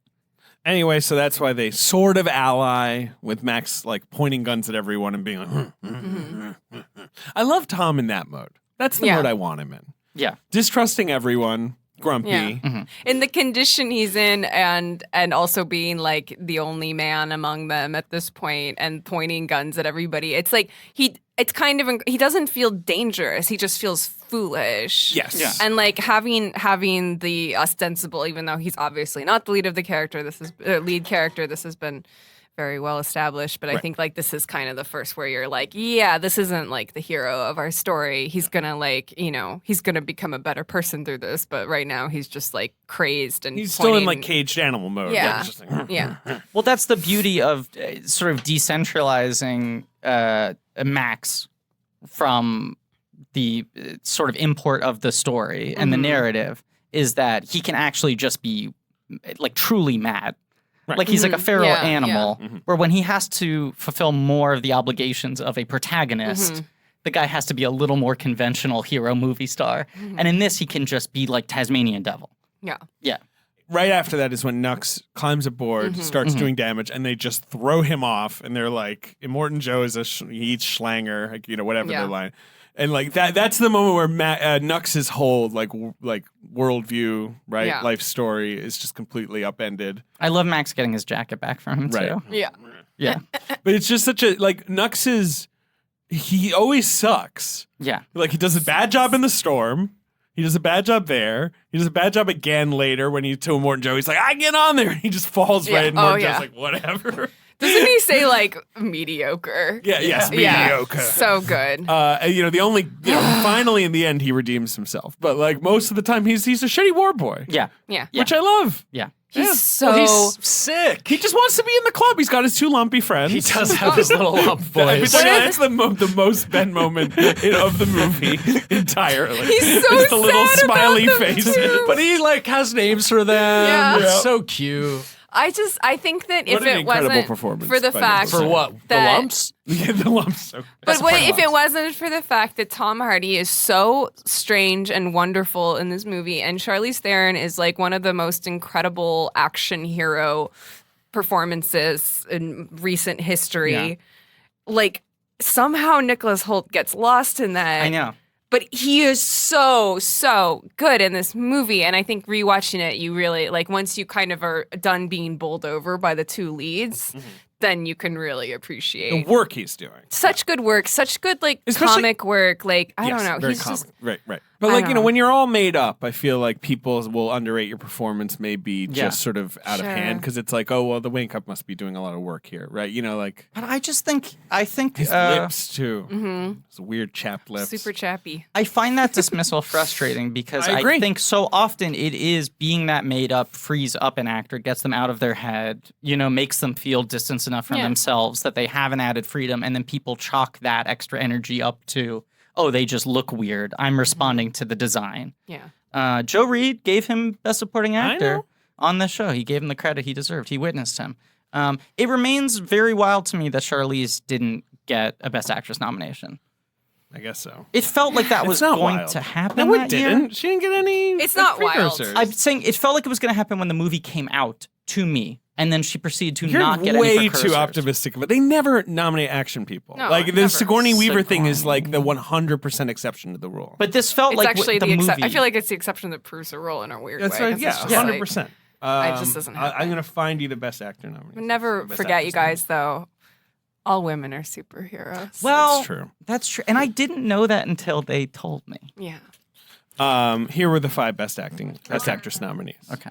When is this coming out? That reference is gonna be hella old. It may. Okay. It'll be really fresh. People are rewatching that. The clip all Oscars. Yeah, May 24th. It's Yeah. coming out. Yeah, it'll be great. Here were the 5 best acting Okay. nominees. Best actress. Brie Larson for Room, the winner. All Uh-huh. women are superheroes. All women are super. Kate Blanchett for Carol, good movie. Great movie. Saoirse Ronan for Brooklyn. Mhm. Charlotte Rampling for 45 Years, Mhm. which was like a nice career nomination. Yeah. And then, of course, she was like, She. people are racist against white people. Or, I Yeah. can't remember what she Yeah. did. It doesn't matter. Something She's good French. in the movie. Right, very French. Yeah. But it was very annoying that she did that. And then, of course, the one person who really deserved to be there. Then this was huge. Uh-huh. And this was really great that they recognized this. Jennifer Lawrence for Joy. Oh boy. Oh my god. That is the one where you're like, well, it's a it was a loaded year. I want to talk about something. I was thinking about this. Talk about somebody who is like evaporated. She's chilling. I mean, good She was for in a movie her. last year. Dark Phoenix. Oh right, she was really in that movie. We're X-Men. We have to be the... yeah, I don't know. Yeah. She's in Dark Phoenix. Is that a direct quote? Probably, honestly. She gives some Listen. speech like that before she gets like shoved into a wall and then dies. Listen, Oy. Cyclops, I have a 3:45 flight out of Burbank, so I only can do 2 or 3 takes of this scene. That's what every moment of her performance, all 28 of them, feels like. Is Nicholas Hoult in Dark Phoenix? He is. He is?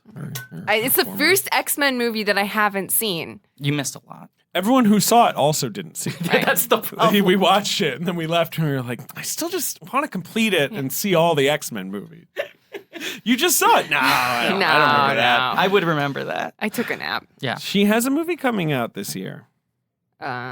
Is it her secret surprise movie? She has a secret surprise movie. Is it called Secret Surprise the movie?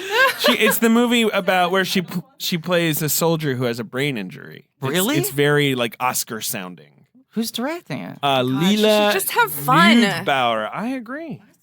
I don't know, someone called Lila Neubauer who's never made a movie. It's like I wanted like Red Sparrow to be the thing. Like, okay, I'm Red just gonna Sparrow do fucks. kind of like, I mean, the equation is not Good movie. consensually.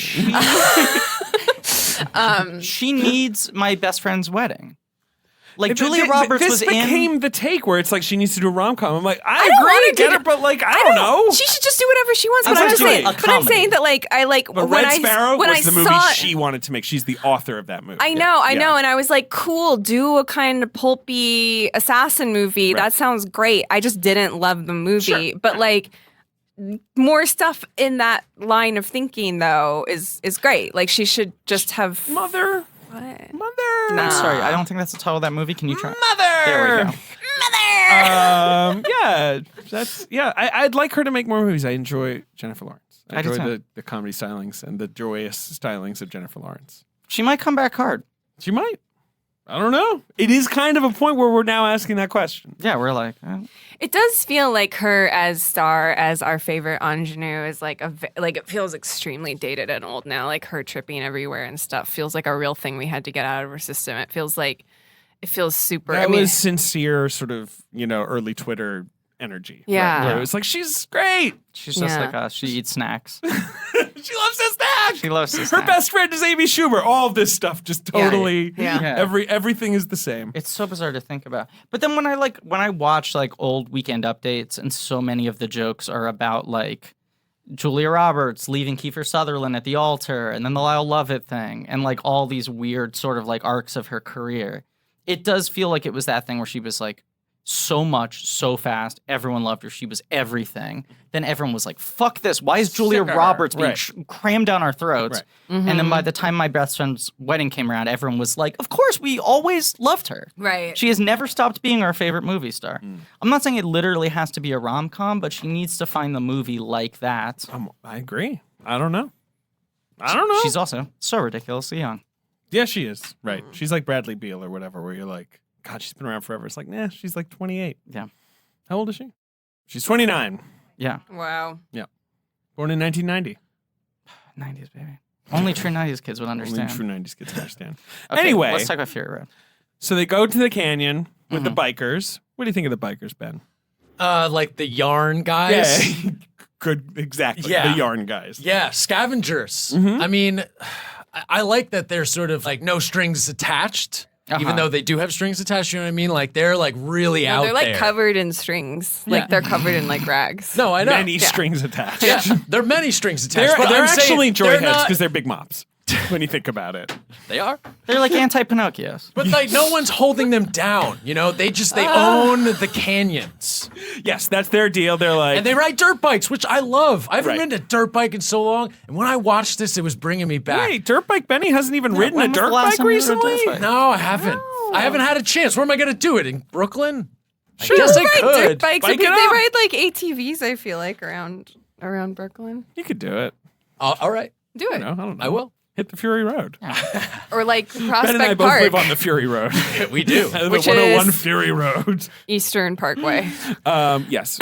This is when the movie introduces the notion of where they are going. Sure. Which is the green place. Mm-hmm. But yes, but after Freeing the these canyon, you know, girls. they had the confrontation with the bikers at the canyon. Yeah. They blow up the canyon, but Joe's amazing, massive car, which is cool. Isn't We it funny must that his stand. name is Joe? Joe. Yeah, so he's like, my name's Joe. It's just not clicking for like kind of like apocalyptic dictator. I need a prefix. He gets over the war rig, and this is when Rosie Hunting Whiteley dies. When Joe attacks him directly, and Yeah. she falls out. Mm-hmm. And he But runs yes. over her. And he runs over her. He She runs went over under the wheels, as time Max says. Right. But that's when they talk about the green place. Right after that. Also skipping over one of my favorite bits in the movie, which is I'm not skipping over anything. Max finding all the guns. Yeah, that's great. Oh, yeah. Which is another bit with like Looney Tunes speed and energy Yeah. of just him constantly reaching to different places Yeah. and adding to the pile, and every gun looks more ridiculous than the last I love one. how crazy all the guns are. Yeah. I want to go back to the canyon bikers for a second, just because I think that in this movie, I would actually rank them pretty low, because they are like maybe the one thing or the one type of person in this world that feels familiar to me. Like I was just like comparing to them to like, they look like Tusken Raiders basically. Yep. Yeah. Like same vibe, same energy. You do have a Tuscan Raider. And I think like when you are using these actual vehicles, again, working vehicles that are like seven cars piled on top of each other, the spitting of the gasoline into the pipes and stuff. Like there's no other movie that has I've that. never seen anything like it. Yeah, the thing with the bikers is mostly fun to watch her kind of like pop them out of the Yeah. sky. Yeah, but they yeah, yeah. themselves, It they're, doesn't you know, feel alien. They're enough. not I the wouldn't- biggest threat either. No. Yeah. She kind of just moves past. There's them. just Yeah. some terrain. Like it's They're just, called the Rock Riders, according to the Mad Max wiki, which is, you know, kind of corny. We should talk about Joe's the entire war party. Yes, Like, yeah, war exactly. party. Fuck. because right, of course, initially he sends the war rig and some boys, Mhm. but he has to call everybody in to come get her, Mhm. and that Yeah. you know, The bunch whole of fun the whole people. team. But we I should mean, talk about that. But the Du Fourier, I think He is like, if Jaws, like the score was 50% of why it was good, Du Fourier Right. at least gets 25%, right? yeah. Like without him, Mad Max doesn't win Oscars. I think I that agree. that is Right? that's when the whole thing gels for me. When I see that guy, Right. then I know how to watch the rest of the Yeah. movie. I love the drummers too. Sure, They're great. yeah, great. Right. All of it. I mean, to I mean, me, it's not good before then. It's just that when that happens, then I'm just like, oh, great, here I am in this movie. I didn't realize I was watching this movie, but I'm now watching this movie. Is it the coolest thing? It's kind of the I think it might Of be all the time? I swear. Yeah. In a movie that Yeah. I've ever seen. I think it's, It's the just coolest one of the thing. best things that anybody The- ever the decided to Dooforia? do. It's just the best. It is one of the coolest things that and it's real, as you Yeah. know. I He was had a reading real a Vice 150-pound fucking guitar that could actually shoot flames. They blindfolded him. dangerous, Yes, it does. especially with the blindfold. all fair. And he has this whole like backstory to him where he was like a blind child, so he learned music so that he could communicate with other people. Correct, And they found him in a yes. cave and then used him for their own good. Yes. Which rules. But I also just love that, in addition to being like fucking awesome, brilliant world building, Right. sort of like tone setting, as you said, it also serves such a good narrative purpose. It essentially makes the bad guys' theme music diegetic. Right, Mhm. right. Yes. So that Yeah. in a movie where it's open plains and you constantly want to know, like, are the bad guys getting close? Do they have time or not? If you start to hear it in the distance, But I also like when they're blocked. This is not the Dooforia, but when the road is blocked and the drummers just go down to like Yeah. yeah, Doof. Yeah. They're not like pumped up right now, but they're still going. Yeah. Yeah, and the fact that like most of the score, I mean, it's a good score, but it's pretty. I mean, the textures of it and the instrumentation of it is like pretty like normal, pretty standard.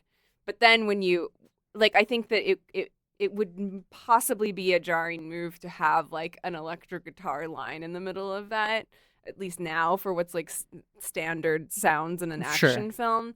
Except for the fact that you have an actual He's a guy who's character. playing, the guitar. It's great. it's great. It's kind of Good crazy point. that He's a he good didn't get Best Supporting Actor. It that is. Should I year. call up the list? Yeah. The mop Like, from who Joy made it dared- in, but I was invented. That's what he said. That was his Yeah. best line in Joy. Thanks for inventing me, Joy. And she was like, I'm Joy, by the way. She doesn't even say it in the movie. Here are the people who dared beat out the Doof Warrior, Okay. or Iota. I Doof believe is Warrior the name of as the actor. himself. No, Iota. Oh, Iota as plays the Doof Warrior. Coma Doof Warrior. Sylvester Stallone in Creed. Mhm. Mark Rylance in Bridge of Spies, the man who beat him. Hack. Standing Man. Christian Bale in The Big Short. Remember that? Yeah. Played the drums. Mark Ruffalo in Spotlight. And They then all look at know. this. Betrayal. Tom Hardy in The Revenant. Oh, right. Fucking keeping the Doof Warrior out. Yep. He could have maybe publicly announced he was Yeah. stepping aside. That is a It's good only Putters and right. Murmurs, though. Yes. Yeah. Oh, God. I've been meaning to rewatch that movie. The Revenant? Mhm. I will never watch it ever again. Yeah. I don't I'm like gonna it. do it. I find it boring. I saw it early, so I was like, "Oh, is this thing gonna rip?" Mhm, mhm. And then, like 20 minutes in, was like, "Not, It didn't rip and rev. and not my tempo." Not your tempo. You know what I'm saying? J.K. Simmons, After all the stuff we've Fletcher, discussed, drum teacher, Whiplash. is our first night scene. They shot those scenes in the daytime. Yeah. They just, Good day for night. turn on the old bluey, That's what I love. The blue. flip on that blue. That's just hard blue. Yeah. They get stuck in the mud. Mhm. You got the whole mud scene. You see Right. those walkers. Mhm. You see the Stilt weird boys. stilt boys. They look- refer Stilt to it. They go, boys. I think that's a tree. Like they're Yeah, not yeah. sure. Nux doesn't know. He calls it that thing over there, and they have to just Yeah. they're like that's a tree. think that's He's a tree. like, yeah, whatever. We Yeah. just gotta tie the The rig up tree to thing. the thing, the tree thing. He says the tree thing. Right. It's really funny. This is the green place. We later learn. Yeah. This is Right. They don't know it Right. yet because it looks all blue. Because it's Right. the blue place. Right. But they look like the Landstriders from Dark Crystal. I saw this movie the second time with a friend of the podcast, Joe Garden, We love him. and his former Onion cohort, Todd Hansen, great guy. And when the Doof Warrior came on screen, he literally, we were sitting in the front row of the second section of an AMC where they have like the bar up. Mhm. You know what I'm talking about, the railing. And he grabbed the railing and started rocking back and forth and just chanting yes at the reveal of the Doof Warrior. And then when these guys appeared, The Stilty Boys. the Stilty Boys, he just went, I want to know everything about them. That's the mark That's of the a feel. good Exactly. Yeah. movie. That's Right. the NG's feeling. But he- That's the right. like. Tell me everything about that guy. Yeah, he just turned to me and said, "Who are they? I want Yeah. to know everything about Yeah. them." And Do it they was, know each other? It was such an infectious Are feeling. they friends? Or are they just out there on a Yeah. run They and they are just ran called- into each other? crow fishermen, Of course they are. according to Wikipedia. Of course they are. Do they like fish irradiated crows out Yeah, of the I think they go around the bogs and Wow. like get shit out of the bogs. Cool. Because it's like the green place just turned into like a bog, which is why you get stuck, I guess. Oh, man. I love a bog. I'm a boggy boy. Who Bogs doesn't? are cool. Yeah. Bogs are cool. Um, You ever see the petrified people out of Oh, yeah. bogs? This is like one of the early creepy things that I was into as a kid because my mom had a book of them. It was a book about bog people called The Bog People, and it was by somebody named PV Glob. What? Glob's bog people? What? Wow. He also had here a it law is. blog. Here it is. Wow. V. Glob, a Yep. Danish archaeologist. Yep. Here I he love- is. Here's a picture of him in a bog. Wait, I want to see. Chilling in a bog. bog boy. Vlog. He is a bog boy. Glob, I mean. Right? He would investigate like the Tulland man Yeah, or the whatever, right? Tulland man. All the creepy bog people. What do we think of Max walking off screen? Well, there's also the stuff with the bullet farmer where they shoot him and then he's blind. And the beautiful moment where Max is trying to take the shots and Furious is trying to note him and he's not listening. And she comes over his shoulder and he just like closes his eyes and hands the gun back to her Mhm. and uses him as a rest for the gun. Yes, which is great. It's just the moment where he goes like, I get Right, it. This isn't my movie. Yeah. I'm fully ceding control of this movie to I you. also just love the bullet farmer, them holding the flare up to his eyes and him being like, I can't see it. I don't see it. Oh, yeah. This but- is Tin Nose? No, that's the people eater. Oh, right. That's of course, the of big course. boy.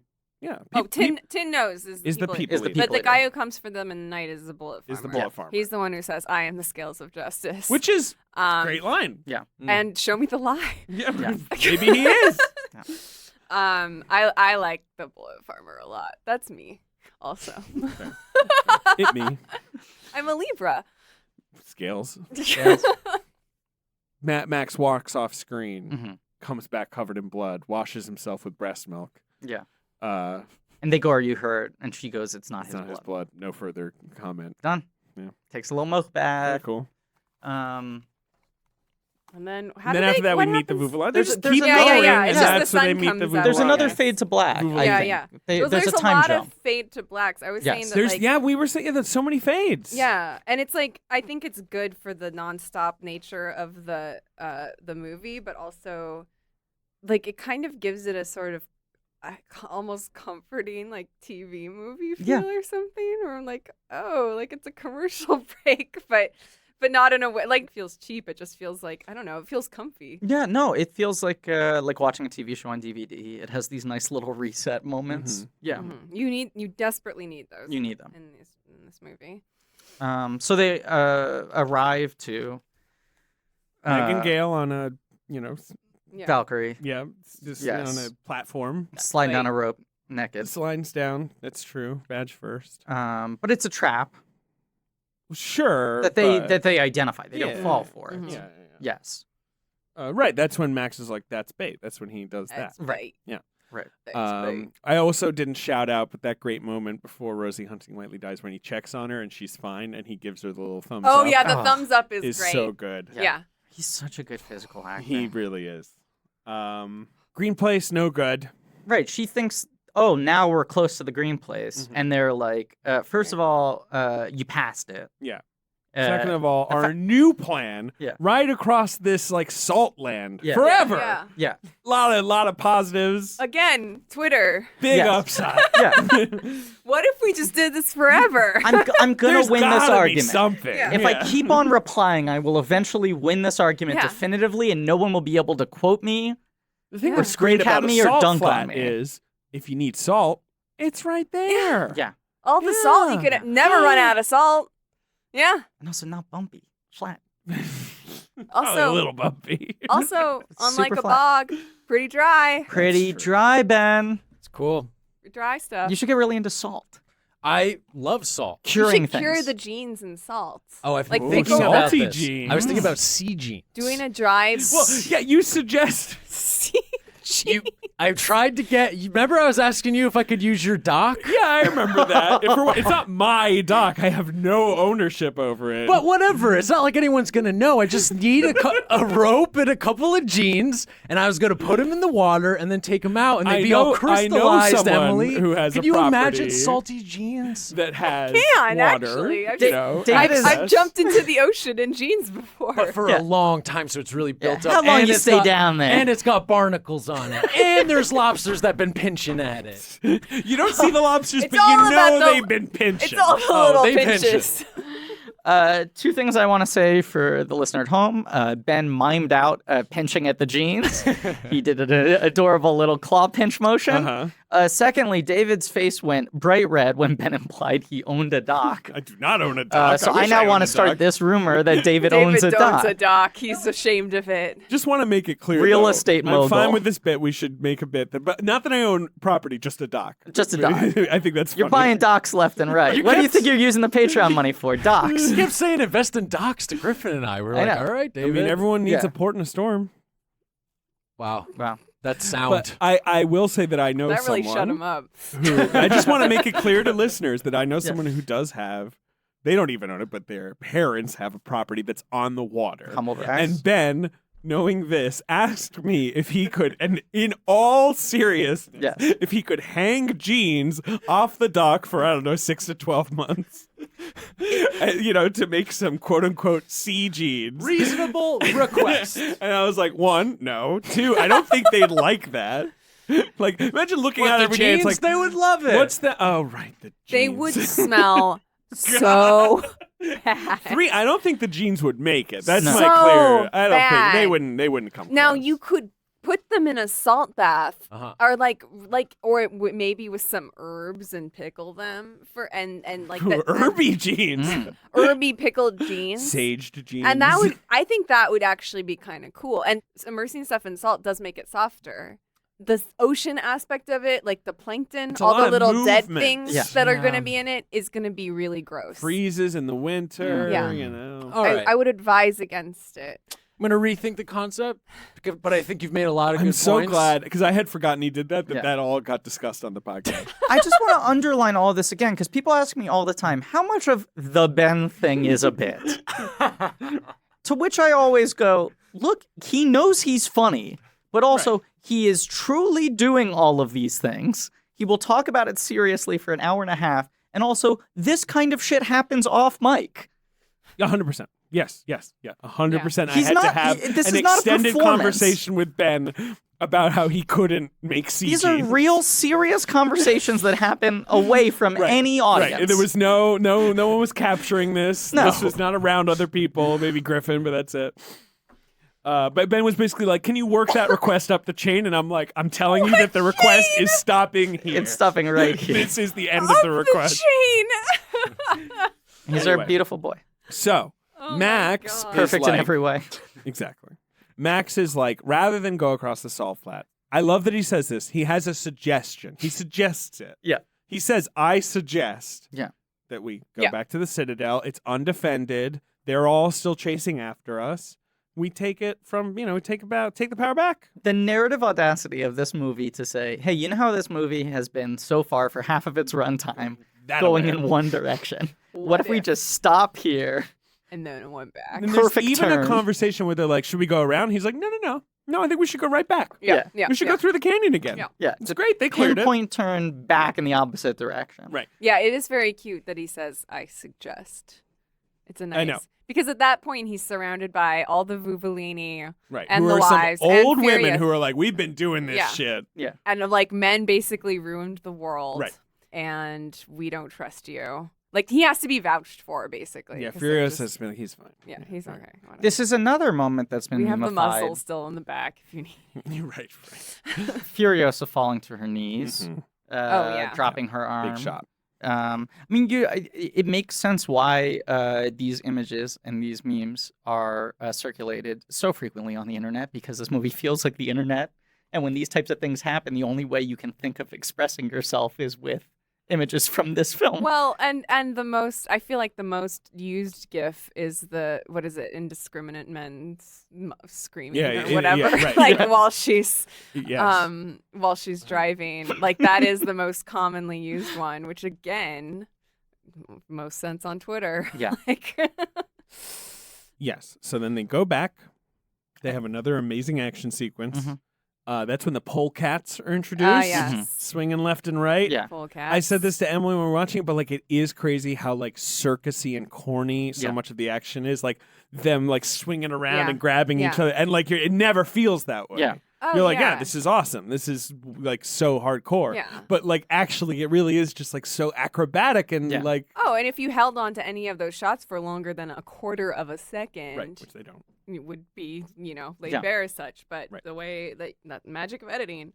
I- Also, I forgot in Margaret the first run out, they're doing a lot of the spears, the like explosive Yes, love spears. those spears. I love it because it just looks like they're throwing fireballs. Like it's just and like with the two arms, like going like. The guy that's the first witness me guy is the guy who's like, Yeah. Yeah, it's great. Great. Great stuff. That is a place where he really amplifies this movie from the three previous, though. Yes. Is that the action choreography is just out of control. right? Because I mean, Thunderdome obviously has a lot of fighting, Mhm. and the other ones are more vehicle based. Mhm. But this one has sort of like the acrobatics, Yes. the crazy like stunts of the jumping Mm-hmm. and the swinging and all of that. There's that whole extended sequence in the final battle where like Max keeps jumping from vehicle to vehicle, like he's with the people eater, kills that guy, or or maybe uses him as a shield and he gets shot, puts his foot on the gas, his big fat foot, and then like jumps from that car to another car, It's but then he gets Chekhov's snatched big by a fat foot. polecat. It's oh boy, I love that Furiosa's cool gas pedal is like a foot sizer. Oh yeah, You yeah, know that yeah, thing yeah, that yeah. she can jam down. Yeah. That rules. Yeah. Very cool. I also love that I like the- Nux's little bird. Sure. That wiggles. Is there a theory that this takes place not in our future, but like an alternate timeline that is maybe like the present day? Like Mad Max 1 is Mad Max 1. yeah, Like the world disintegrating from the 70s on. something like Sure. that. Because all the cars that are there's not Right. like current day cars that are used. right. No, but they do worship the V8 engine, which is Oh, yeah. Max's engine. Yeah. But like so which follows your thing is basically like Yeah. if you take Mad Max 1 is happening like right around They say the near future. the near future. It's So like maybe about 5 years. The old later. ladies are supposed to, I always take it as, have lived in a world we remember. You know, it's not like this is Yeah. set like 500 years into Right. the No, future. well, Right. can I throw out a counterpoint? Okay. Because you've now reset with Tom Hardy, a younger actor. Sure. The amount of time that has passed in our world between Thunderdome and this has not passed within Sure. these it's like two been films. a few years rather than 25 or whatever. Right. Yeah. So if the first Mad Max takes place in the near future, Right. in 1980, Uh-huh. right? Sure. Then this movie might take place in like 2002. Hey. In like an alternate timeline 2002. Yeah. So should I look? Chicago was the best picture winner that year. Should I get into those nominations? Yes, Is that most who the definitely. Duforier was? Most okay. definitely. Okay. A detail I just, because this movie is so dense that every time I rewatch it, I find other things I hadn't picked up on, or connections, or communications, or things. It's an obvious one, but it just never really stood out to me. That Furiosa has the skeleton arm on her driver's side door, Mhm. so that when she's driving the car, it looks like she still Yeah. has It's great. a bone in her arm, Mhm. whereas in It's fact, painted on you. a mean, rub yes. it arm. Yeah. Yes, Her rub it arm is, by the way, very cool. cool, and I like it. Very good. But the final sequence that we're talking about with the polecats and such, Mhm. the death of Immortan Joe, he dies before Rictus Erectus. In Which- classic Mad Max faction, All of the ultimate the baddie, ultimate baddie dies kind of Second in to the middle last. of it all, Yeah. right? Yeah. right? His death is pretty great, though. Yeah. Furious is like, remember me. Mm-hmm. Rips off his face. It's cool. Yeah. But you've also got Nux's big sacrifice, which is my favorite moment in the movie. It's my whole thing Oh yeah. of it's my same argument that I'll make for any big world building movie where, like, at the beginning of this thing, you knew none of this language and none of these rules. Yeah. Yeah. And by the end, Nux is saying, "Witness me," and you're like crying because you're like, "I'm gonna witness. He's gonna go to Valhalla." Like, you know, you're fully inducted into all this. It's everything I love about movies. Yep. That you can enter into something with nothing, Yeah. and within 2 hours be speaking, as you said, an entirely different language. Yeah. Love it. They've communicated things to you visually and verbally that suddenly are imbued with so much fucking deep meaning and have no relation to the world as you know it. And then Max saves Furiosa by giving her his blood, and That is- voluntarily. That's the line. Go on. I'm so sorry. It's also when he's like, I'm Max. Yeah. I'm Max. That's my favorite reading. He's so like doesn't want No to say actor would it, do that. and he throws No. away, and he's just like, Max. Max, my name is Max. But he's like delivering it with an energy I of love like a boy who is too nervous to ask a girl out at a middle school Yeah. dance. Furiosa's pretty cool. Yeah. Yeah.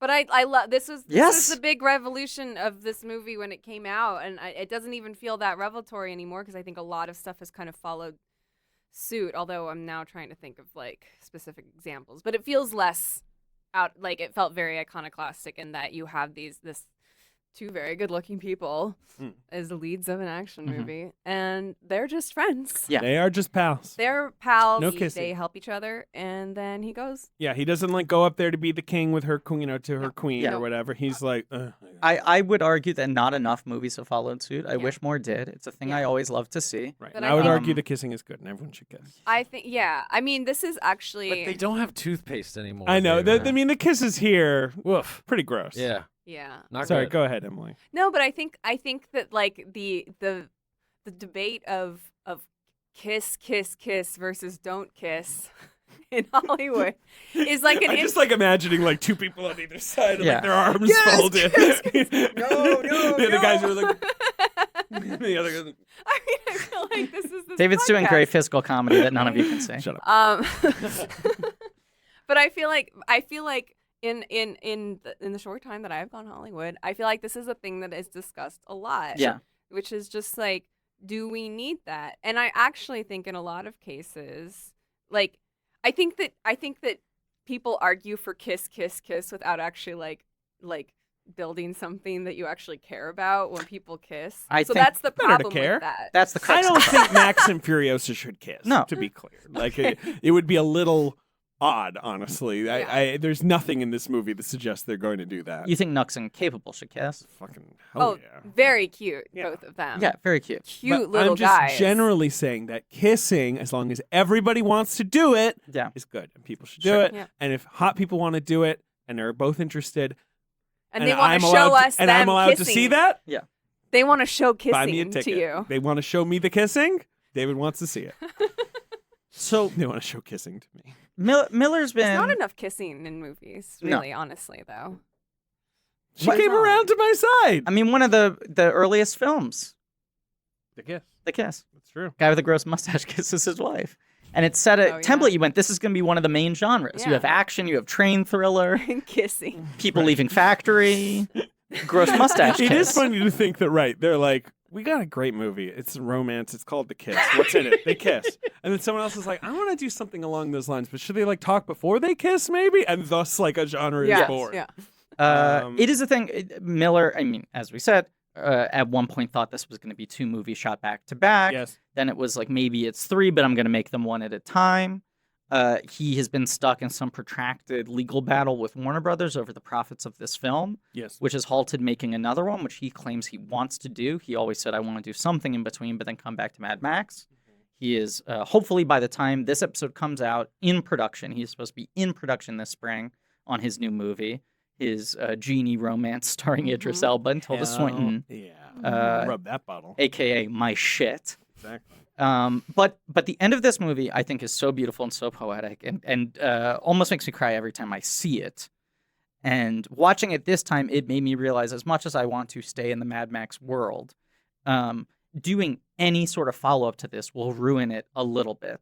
Because the beauty of this ending to me is the brides all being up on the platform, Mm-hmm. rising up, her recognizing suddenly that Max is not there, Yep. looking into the crowd, seeing him, Mhm. Tom Hardy as only he can, acting like he is embarrassed to be on camera.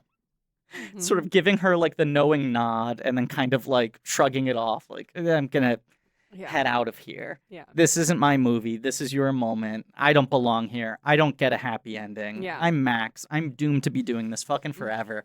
I'm on to whatever the next thing is. And then they literally just rise out of frame. Correct. I mean, you go to black with them rising up into Isn't it the heavens, essentially. platform cutting off her Yes. face as she's looking back? Yeah. Yeah, which is Great. so fucking beautiful. But if the next movie starts and it is Furiosa or it's Max, then you immediately rob a little power from, oh, these two people What had if this it- moment and they went their separate ways and they're leaving the movie. What if it was a prequel? Well, it could be. That'd be cool. I would I'm do down for anything. a Furiosa prequel that's without Yeah, Tom Hardy. He should do whatever the fuck he wants. he should do whatever the fuck he wants. He made this. It's all good. Box office game, guys. May 15th, 2015. Mad Max Fury Road. We Number all 2. know it. Opened number 2. Number with 1, Pitch $45 Perfect million. 2. Is that one directed by Elizabeth Banks? That's the banks. That's the time they took it to the banks, literally and figuratively. They sure did. It's also one of those like Austin Powers-esque movies that made the more than the original movie made in its opening weekend. That's Like, my favorite stat. I think they're the only two. Crazy.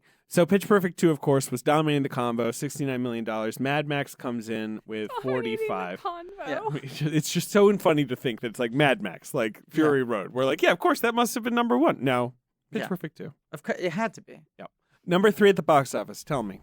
Number 3 at the box office. Yeah, it's made $372 million in 3 Furious 7. weeks. No, that's number 5.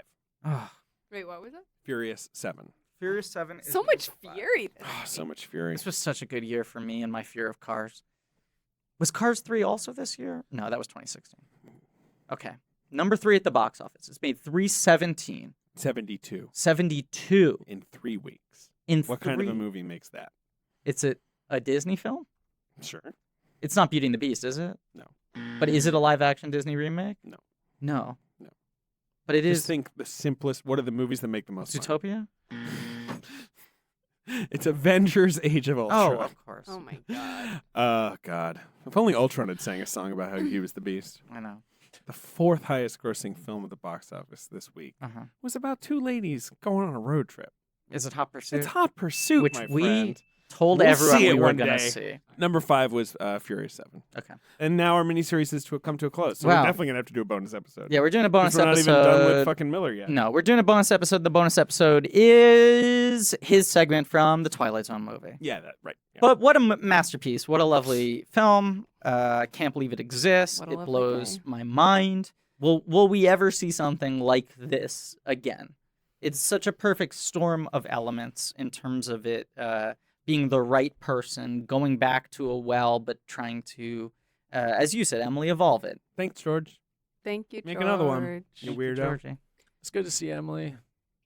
Been too long. Great to be back. Yeah. Great It's to be always back in the great. box. So happy to be back for this movie. It's been a very long episode. Let's Watch be TV, done. Shogun on FX It's sometime in the next 5 years. sometime in the next 5 years. That's right. Listen to Night Call. Listen to Night Call. Emily, thank you for coming back. Thank you for having me. Love you, Emily. And thank you all for listening. Please remember to rate, review, subscribe. Go to patreon.com/blank. Go to patreon.com/blank check. /blank check is hard to say. I've just realized. Should have figured that out sooner. People know what it is. www.patreon.com. Okay, I'm sorry. That's a joke. But here's the serious thing. http:/. Go to patreon.com/blank check. And as always, Almost a cleaning.